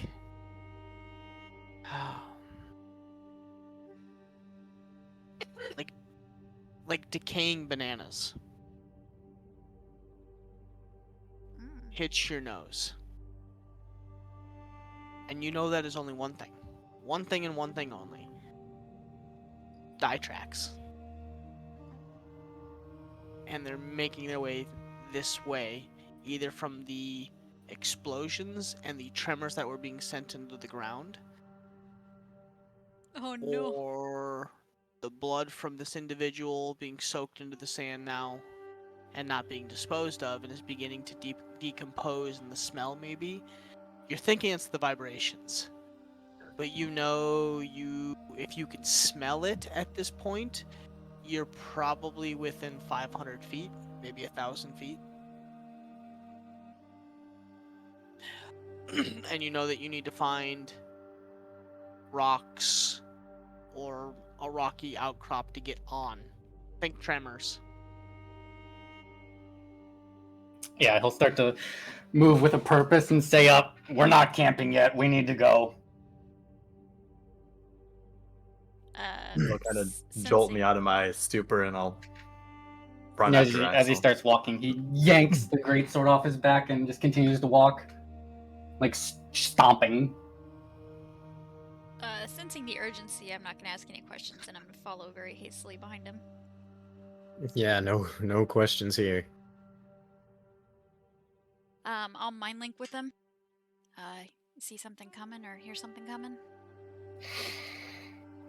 Sandworms.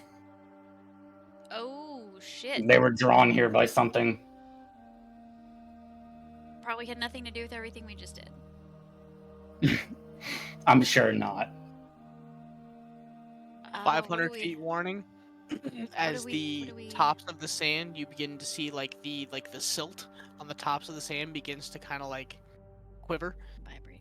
That's your second. That's your second warning. You know, about 500 feet at this point.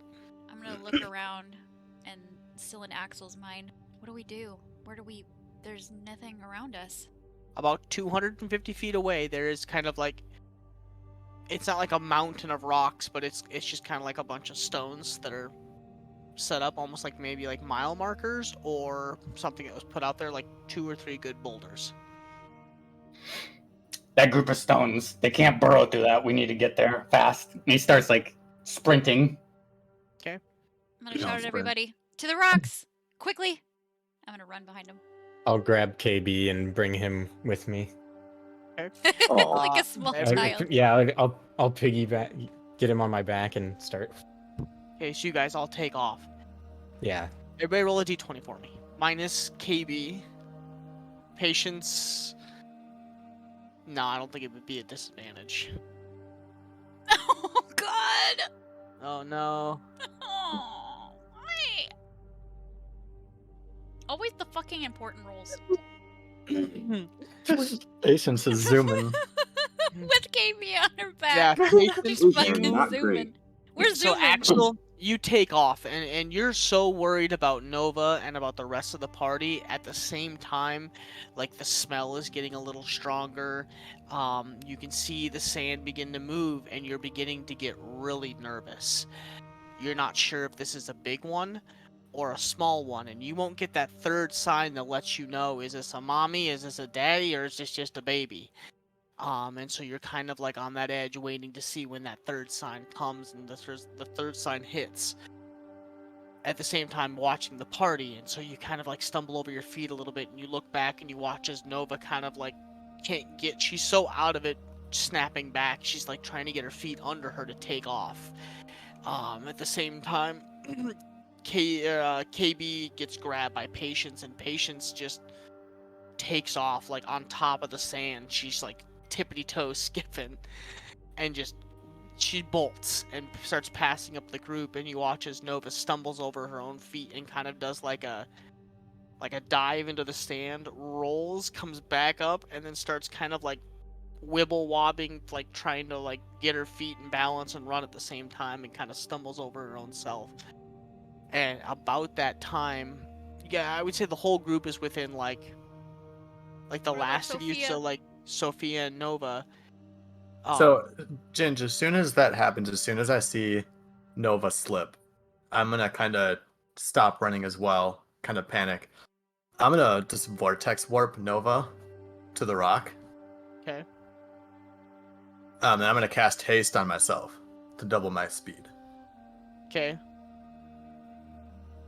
I'm going to say you can only use one or the other in that split moment. Okay, I was gonna vortex warp first. Okay, so you vortex, so all of a sudden Sophia stops, casts the move, and you watch as Nova in mid-roll coming up, like looks up at you, Axel, and she's kind of like confused, trying to get her ground, and like stumbles again, and all of a sudden, and she's standing on top of the rocks. Like, what the fuck? As Patience passes you up, Axel, like he's up on tippy toes, like running past, and KB's doing one of those like holding on to the insides of the lip, like flying off the backside of Patience as Patience is just hauling ass by. You watch as KB's like, oh. Yeah, I mean, I have 80-foot dash, so Yeah. pretty quick. Fucking moving. Oh, Patience I'm is up and gone. schmoon. Yeah. Can I You get stay bold. KB to the rock and turn around? Hold on. So, the third sign comes. You'll know if it's a baby, the sand will stop moving. You know if it's mommy, which is the big one. The smell of that rotten banana gets strong and turns into kind of like rotten apples, rotten pineapple, like a really sweet. Ramones. And then you know if it's daddy, the sweet smell goes away and you get like a rotten, like decayed flesh type smell. Yuck. Yeah. Eevee. And as you watch Nova bounce, come up, Bamf's standing on the rock, and as you turn and you watch Sophia kind of behind, and she had stopped cast the spell, and then she looks down at her book like she's gonna cast something else. Patience hits the rock, throwing KB up, and like turns and almost like a swimmer, or where they push off the blocks, grabs the rock and puts one foot on it like she's gonna launch herself back at it. You get a pungent death odor, like decaying, decayed flesh. Daddy. And you watch as the ground begins to shift, and you like from the rock where you guys are on, about 300 feet to your left, and like moving at like 50 a pace, like just hauling ass. You see the whole sand like almost like a big conical, like underneath, or like a cone underneath the sand, moving in your direction, and it's hauling. Roll the last D120s. Patience, Sophia, and Axel.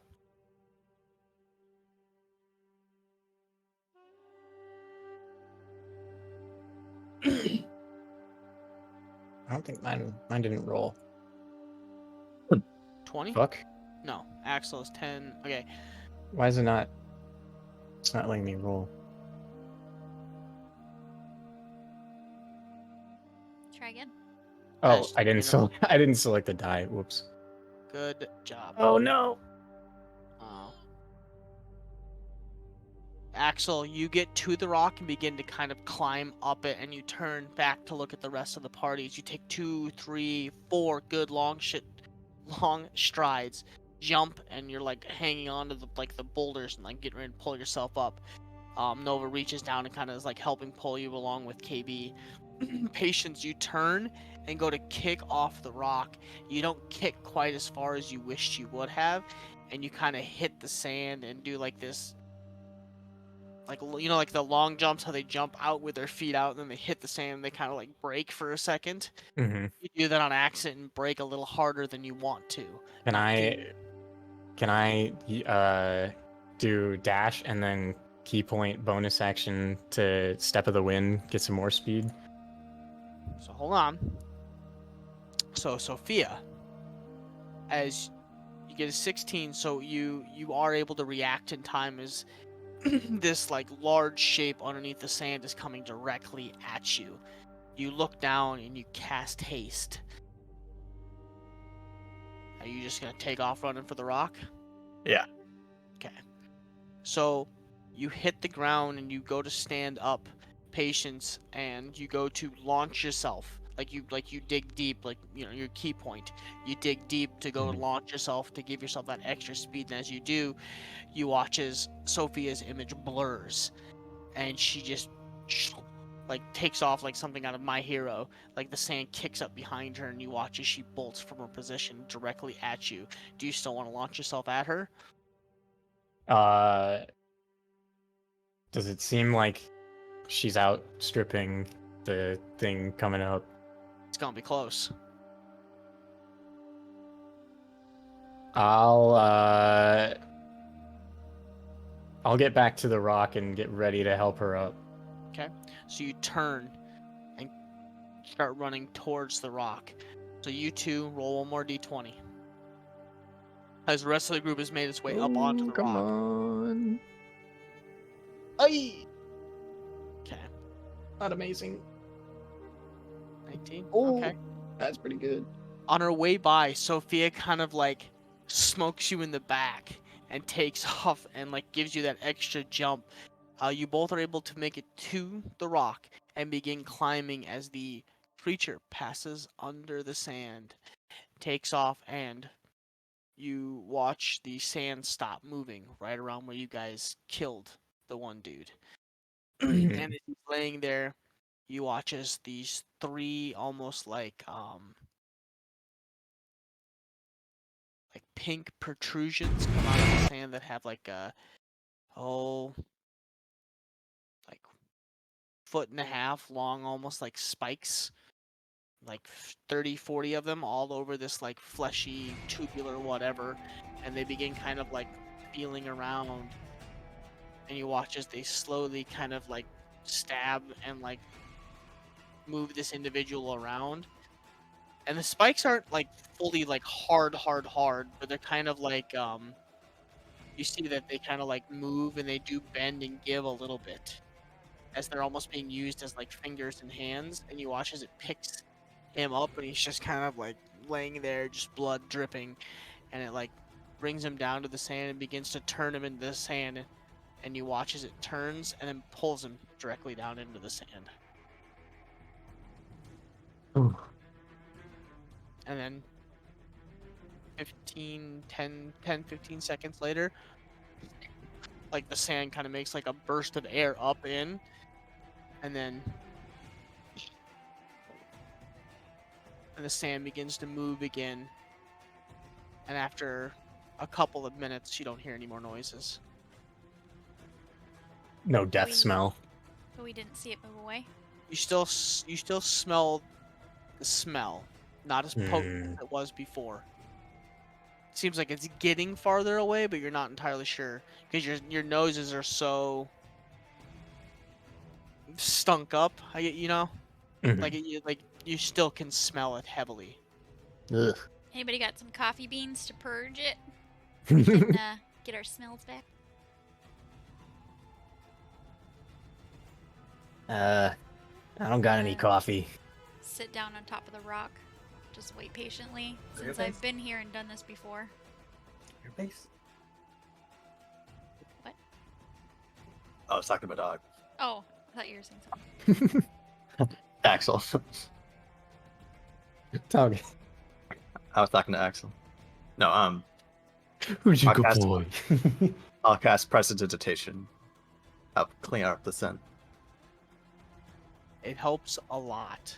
The scent is still there, but it's definitely seems like it's going away.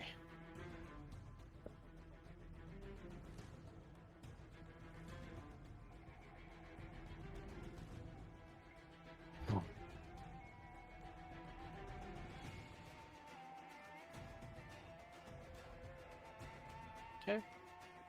The sun does begin to set, as at this point it's like 5 or 6 o'clock, so it's kind of like beginning to crest down.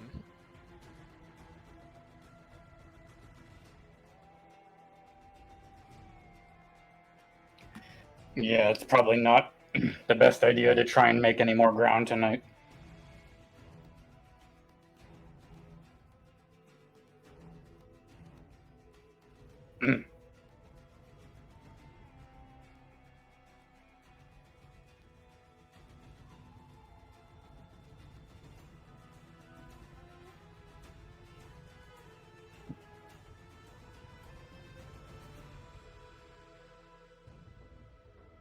Guys all going to bed? Before I go to bed, I'll identify that dagger. You'll identify it? Okay. Well, I'll spend an hour looking at it. Oh, okay. It is a +1 dagger, and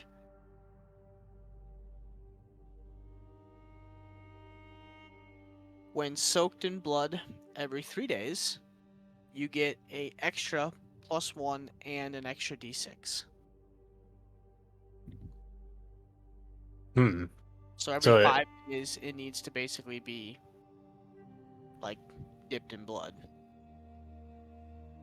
in order to keep up that Yeah. bonus.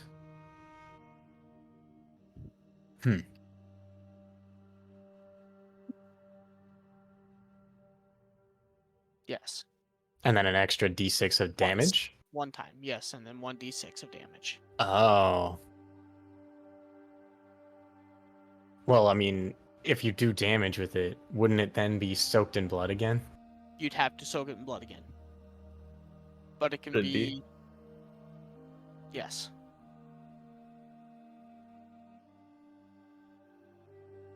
So, it's a 1-action perk, and then you have to soak it in blood again. Every time you do that. Yep. And the charge lasts for 3 days? 5 days. 5 days. Okay. Interesting. Interesting weapon. But I don't get the sense it's cursed or evil. Don't think so? I'll ask the group. Just I don't think this is evil. Anyone use daggers? I'll do detect evil and good on the dagger ginge. It doesn't give you anything? It's not sentient. It The seems duration- strong. Hmm. It seems stronger when soaked in blood. and I'll kind of like look down as if I know nobody's gonna want to use that. Yeah, because you were doing detect good and evil, correct? Yeah, so it tells me. You know if there is an aberration. Yeah, I guess that would only work if it was Yeah. sentient. It's just if it was like a Never mind. sentient creature. I just then realized yes. that when I read it. It's not so much for objects, Okay. it's for. It's for things. sensing like somebody bad, yeah, Yeah. or things. Well, you can also detect if an if a Oh, magically object or area is magically consecrated or consecrated or desecrated. Yeah, but So no, it does work no. for object too. I know think if we there's should something get rid of it. But it might be worth something. Yeah, to the right buyer, that might get us a good price. Well, we might know people up our way that might be interested in that. Or Nathaniel you can always might. sell it. Yeah, that's true. I think we should keep it for now. And she'll put it back in her pack. Not that I'm complaining, but without the letter, I don't think there's any need to see Nathaniel anymore. True. I kind of agree. Probably a scumbag. Oh, I forgot to just tell you guys. Most likely, right? So, in Molten Hammer, there's a guild that wants a box to be delivered and will pay 1,200 gold. I don't know if that's up front. If it is up front, we might be able to snag some coin while we're in Molten Hammer. Deliver it where? You have the box? To Voyeuris. No, they have the box in Molten Hammer. Oh, they I want see. it delivered. So the individual I was waiting for last night, trying to get more out of him, but he basically, I found out that he was trying to choose between a couple of tasks, and one of them was to go to Molten Hammer and retrieve a box that is to be delivered to Voyeurs, and that would be a 1,200 gold payment for that delivery. So, something to think about. That's a lot of fucking. That's a lot of fucking moolah. Yeah. I mean, just an idea. I mean, if we can do it, I wouldn't say no I mean, to a especially payday if that nice. they pay up front. We don't even have to deliver it. Yeah. We paid 1,200 gold upfront? Wishful thinking. Maybe they'll do half. Still, That makes more sense. Still, I mean, make off with the cash and whatever's in the box. I don't know if it's that easy, but something to think about.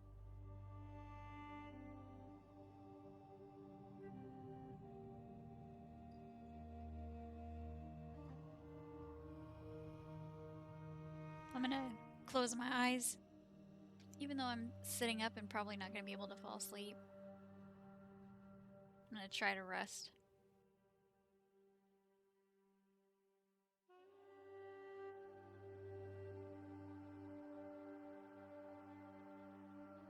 Okay.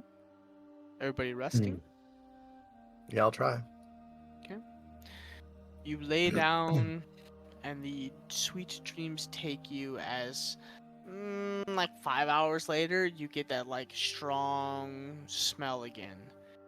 Except for it's like sweet bananas, and then like rotten fruit. And then it disappears, and you guys all find yourselves like untensing and like laying back. And the next day comes. Fuckers are circling. We still smelling what the rock is cooking? Nope, no smells.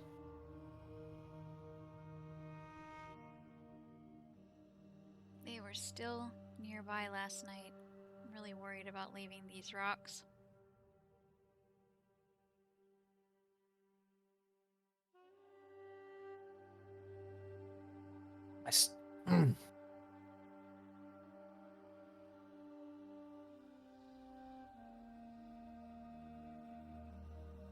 We gotta press forward, don't we? Yeah. Kind of hard to do that when you got giant worms chasing you. Well, what does our resident desert expert think?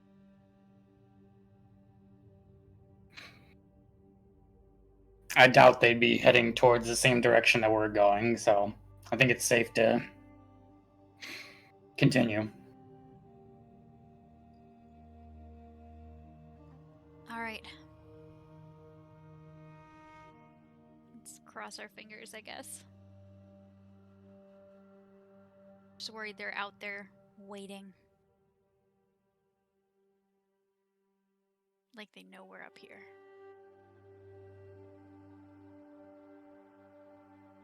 Well, wouldn't we be smelling them? That should stink pretty bad.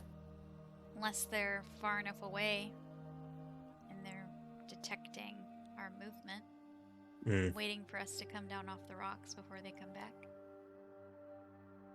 Yeah. I guess.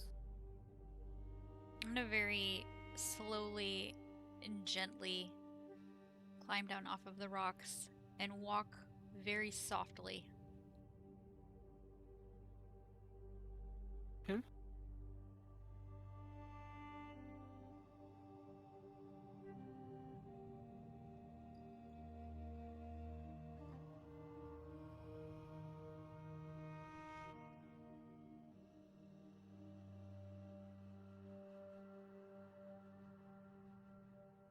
And immediately gets eaten.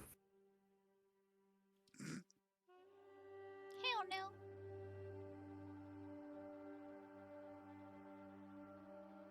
no. But you get off and walk around on the sand.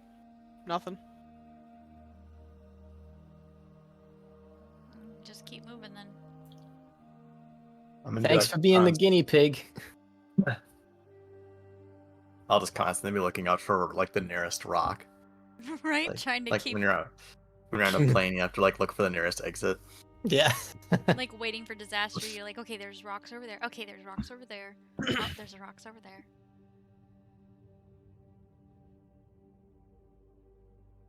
Yep, just keep moving then. I'll still be trying to be moving gently through the sand. Okay. Everybody doing the same thing? Mhm. Yeah. Okay. We're on the move. Easily enough. Who wants to roll the last possible one? We already know what the answer is. Like, come on now. Wait, this is Figured only I'd be day nice. 4 though, right? Yeah, I thought it was 5 days. Are we making good time? you're making good time. It could be Nice. 4, maybe 5 days. It all depends. 24 again. Okay. And then roll a. We got a good guide. Yeah, I mean you haven't rolled bad yet. You're literally been on course the entire way. I don't think he's rolled below a 20. On the survivals? No, I don't think so. Lowest was a 20 now. Yeah. This 24, no, D100. Oh, right. 51. I think that was. 3. The wind picks up a little bit today, but nothing horrible enough to kick the sands up. It's a little bit that every once in a while you kind of get a little burst to the face, and you get a little pissed off and a little annoyed, but not bad. No smells, easy day of travels. The thoughts behind you, your thirst quenched on the bright, sunny, 98, probably 100-degree weather day, as you continue traipsing across the stands, and you do get up just about to the base of the mountains, and as you do look out, you guys kind of see off in the desert. You just see like large clouds. Could be a storm, could be a war, could be the Ditrex moving through. But you see kind of the sand being kicked all up in the backside. And as you come along the valley, and you kind of make this big round, you come around the bend, like kind of Axel where you are, just up a little ways where it kind of like it's got like a little sharp turn there. You come around the bend and you're met by a huge archway. 2 dwarven figures in full armor holding axes kind of against the chest, laid sideways. Engraved on the axes is dwarvish writing, like large, like obviously very, very large writing. And then like different different designs across the axe of like the different animals of the mountain ranges, and these two giant pillars come up into this giant arc, and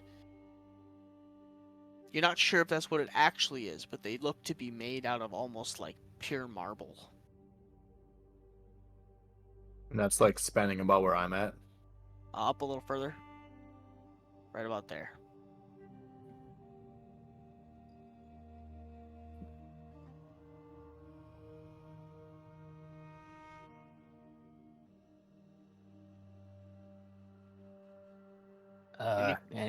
Anybody know what this says?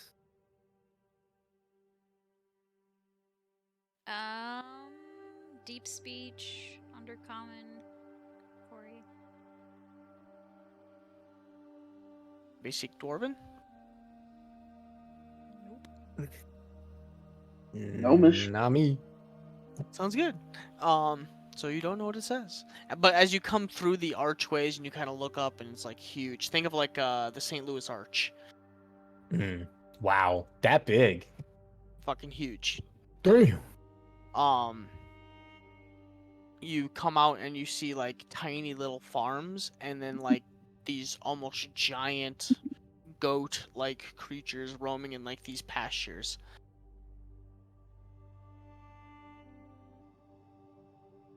Like goats, not goat men. Not goat men. Gotcha. But like giant goats.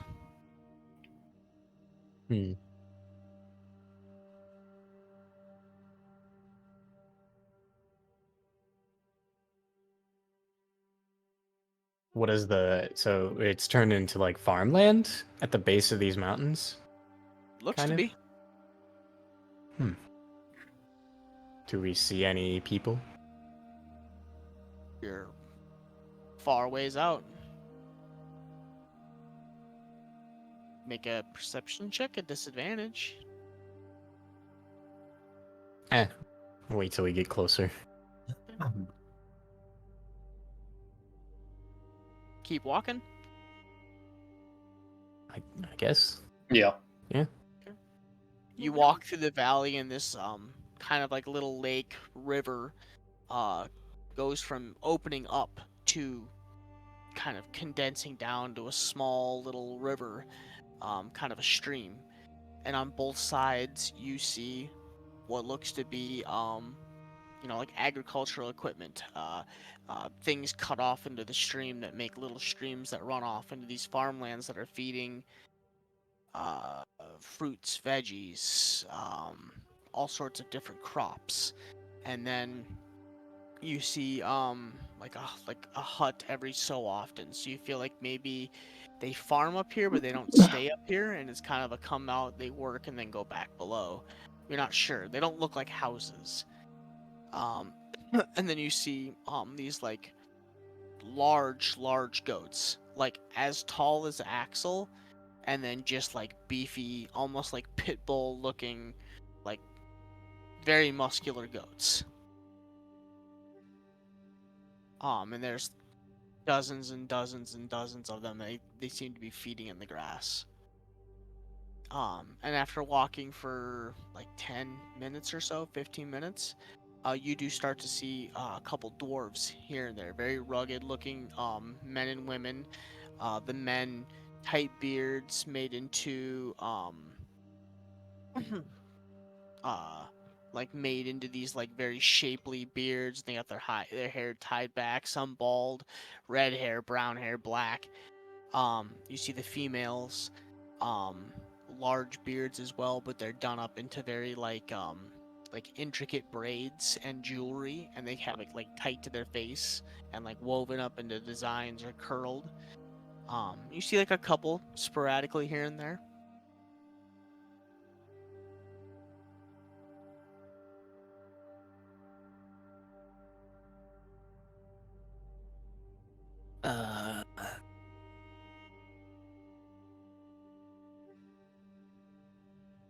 We asked the locals for directions. Yeah, maybe the nearest inn.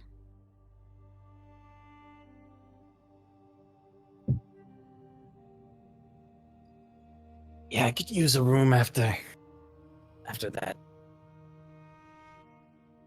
And a bed.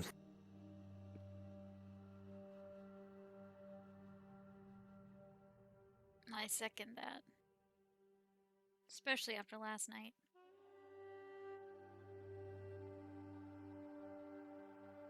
Didn't sleep too well.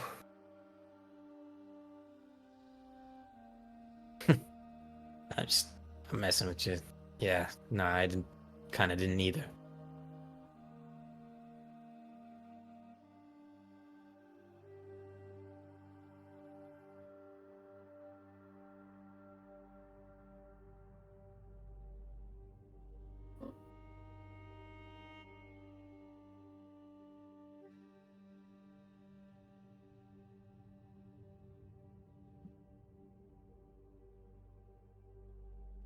I'll try to look around for somebody that looks like they are either a guard of some form or... There we go. Okay, so you're just continuing to walk through the lands. You're kind of like walking up towards the end of the stream. Oh, damn. Thought we'd meet it kind of further in. Yeah. Okay. So you continue to walk through, and after like a couple of minutes, you actually find like a walking path, like a dirt walking path. And you're getting weird stares from all these people, and they're kind of keeping their distance, but they're just staring at you. Okay.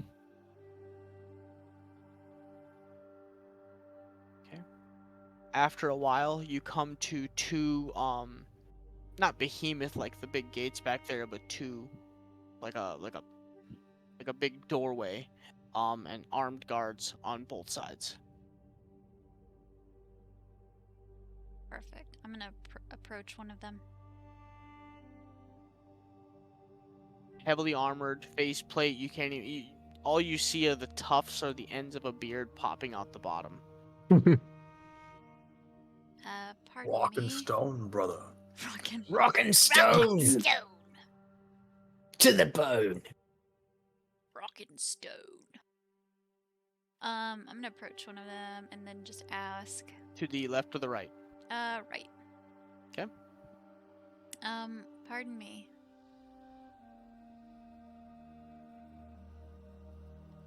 Looks up at you, and you can just see these like beady eyes, like in the darkness of the helm. Aw. I just kind of want to pat him on the head. I'm not going to, but I want to. Go ahead. Don't touch the English, See what the happens. English guards. I know it's very tempting, even though they don't move. Would you mind telling me where I can find an inn? Mudraktaya.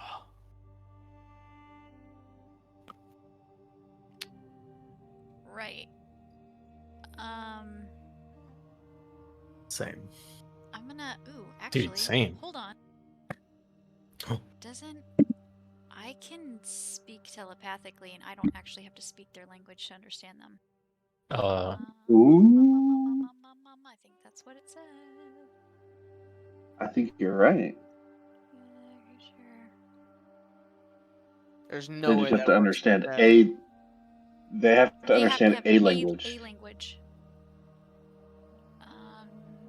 Question is, how will they respond to this?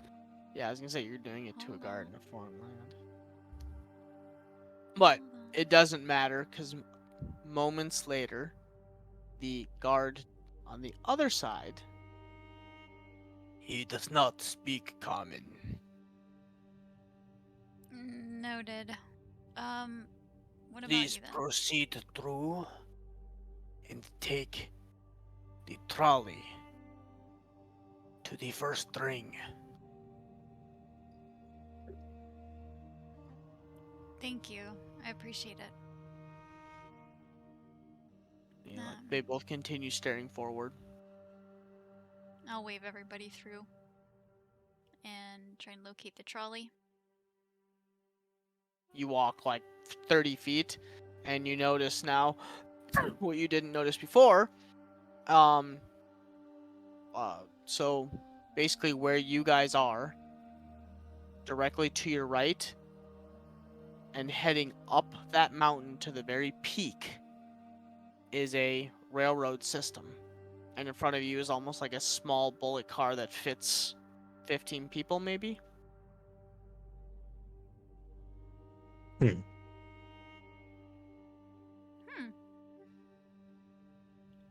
I will walk up to it and get in.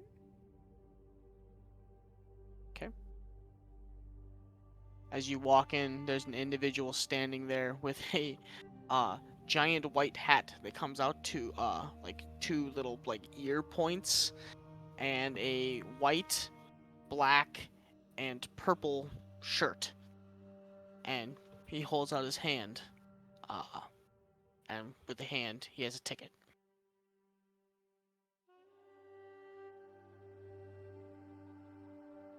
What is the coin for your ride? Oh, yeah. I'll give him a silver for each of us. Plucks out a ticket for each one of you.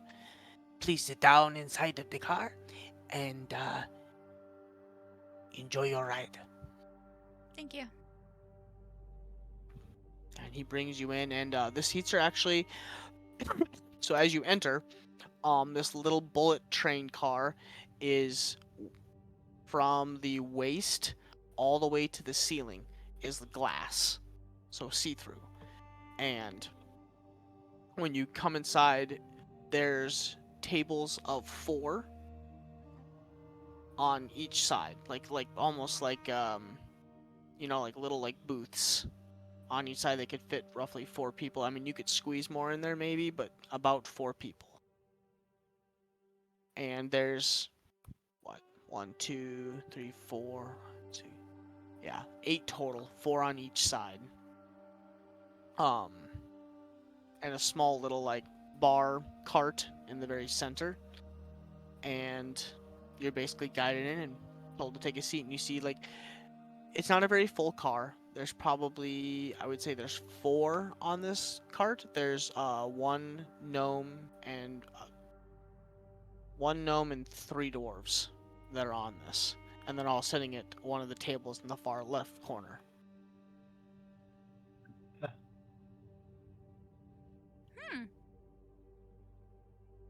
And the seats are actually kind of plush and cushioned. Nice. All right.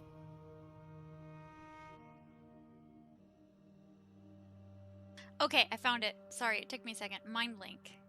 You can speak telepathically to any creature you see within 50 feet of you. You do not need to share a language with the creature for it to understand, but the creature must be able to understand at least one language. I'm like, I was digging for it while we were talking, because I'm like, I swear I had something that said I don't need to understand their language to talk with them telepathically. Okay. And you can just cast Mind Link like all the time. It's a racial trait. Oh, got it. Got it. Yep. I see it now. Okay. Which book is ERFTLW? What? Eberron Rising from the last war. Yep, War. Eberron. I think for Like, I don't know what book that's from. That's where the Mind Link racial trait comes from. Got it. But you guys are guided in and told to take a seat wherever you guys want. Papa squat. I'm gonna pick a seat on the edge. Okay. So not like in the middle or something, but I want to be on like the side.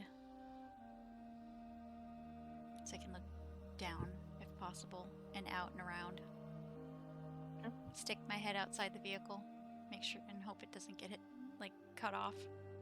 But you can't once you're inside. Like it's Yeah, a dome. It's like think of it like a giant like pill. Boo. But as you guys get in, you guys begin to take your seats. The individual walks to each one of the doors, closes them, kind of goes like and you hear like a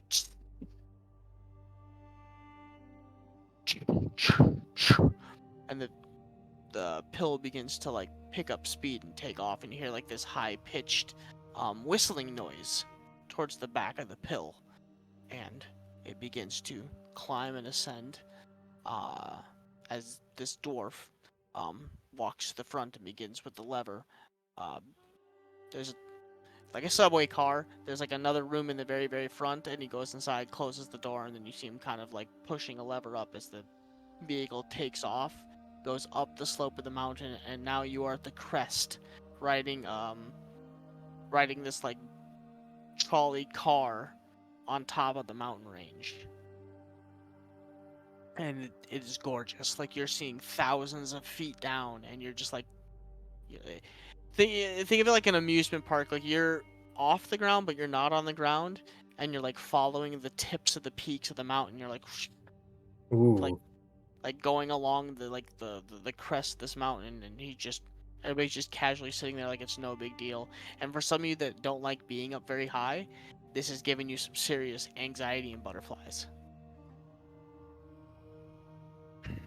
But after a second, you go up onto deep one of the high crest points of this mountain, and you go above the cloud cover. And as you do, you see like the world above you, and then you come down the other side. Check Oh. EM. You come down the other side. What? You come down the other side, and as you do, you see a large volcano.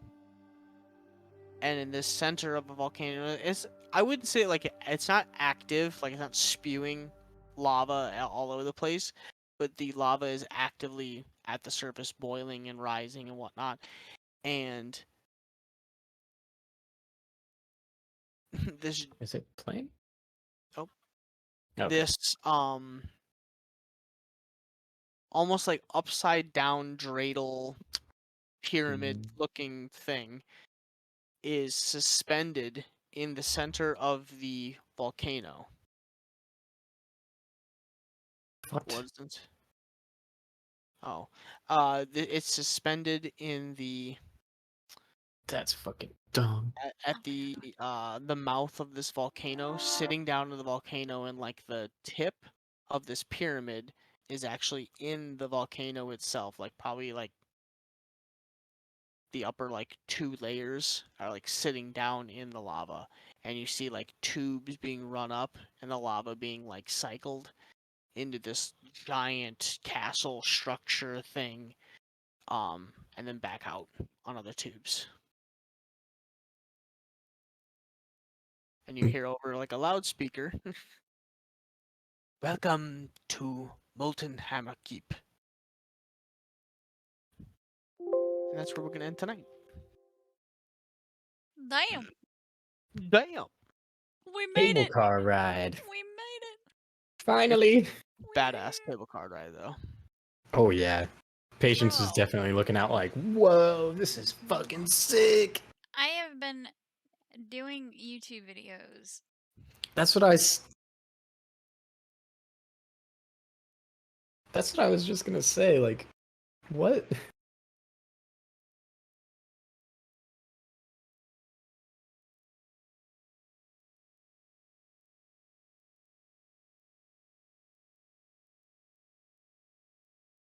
All the stuff. All the stuff.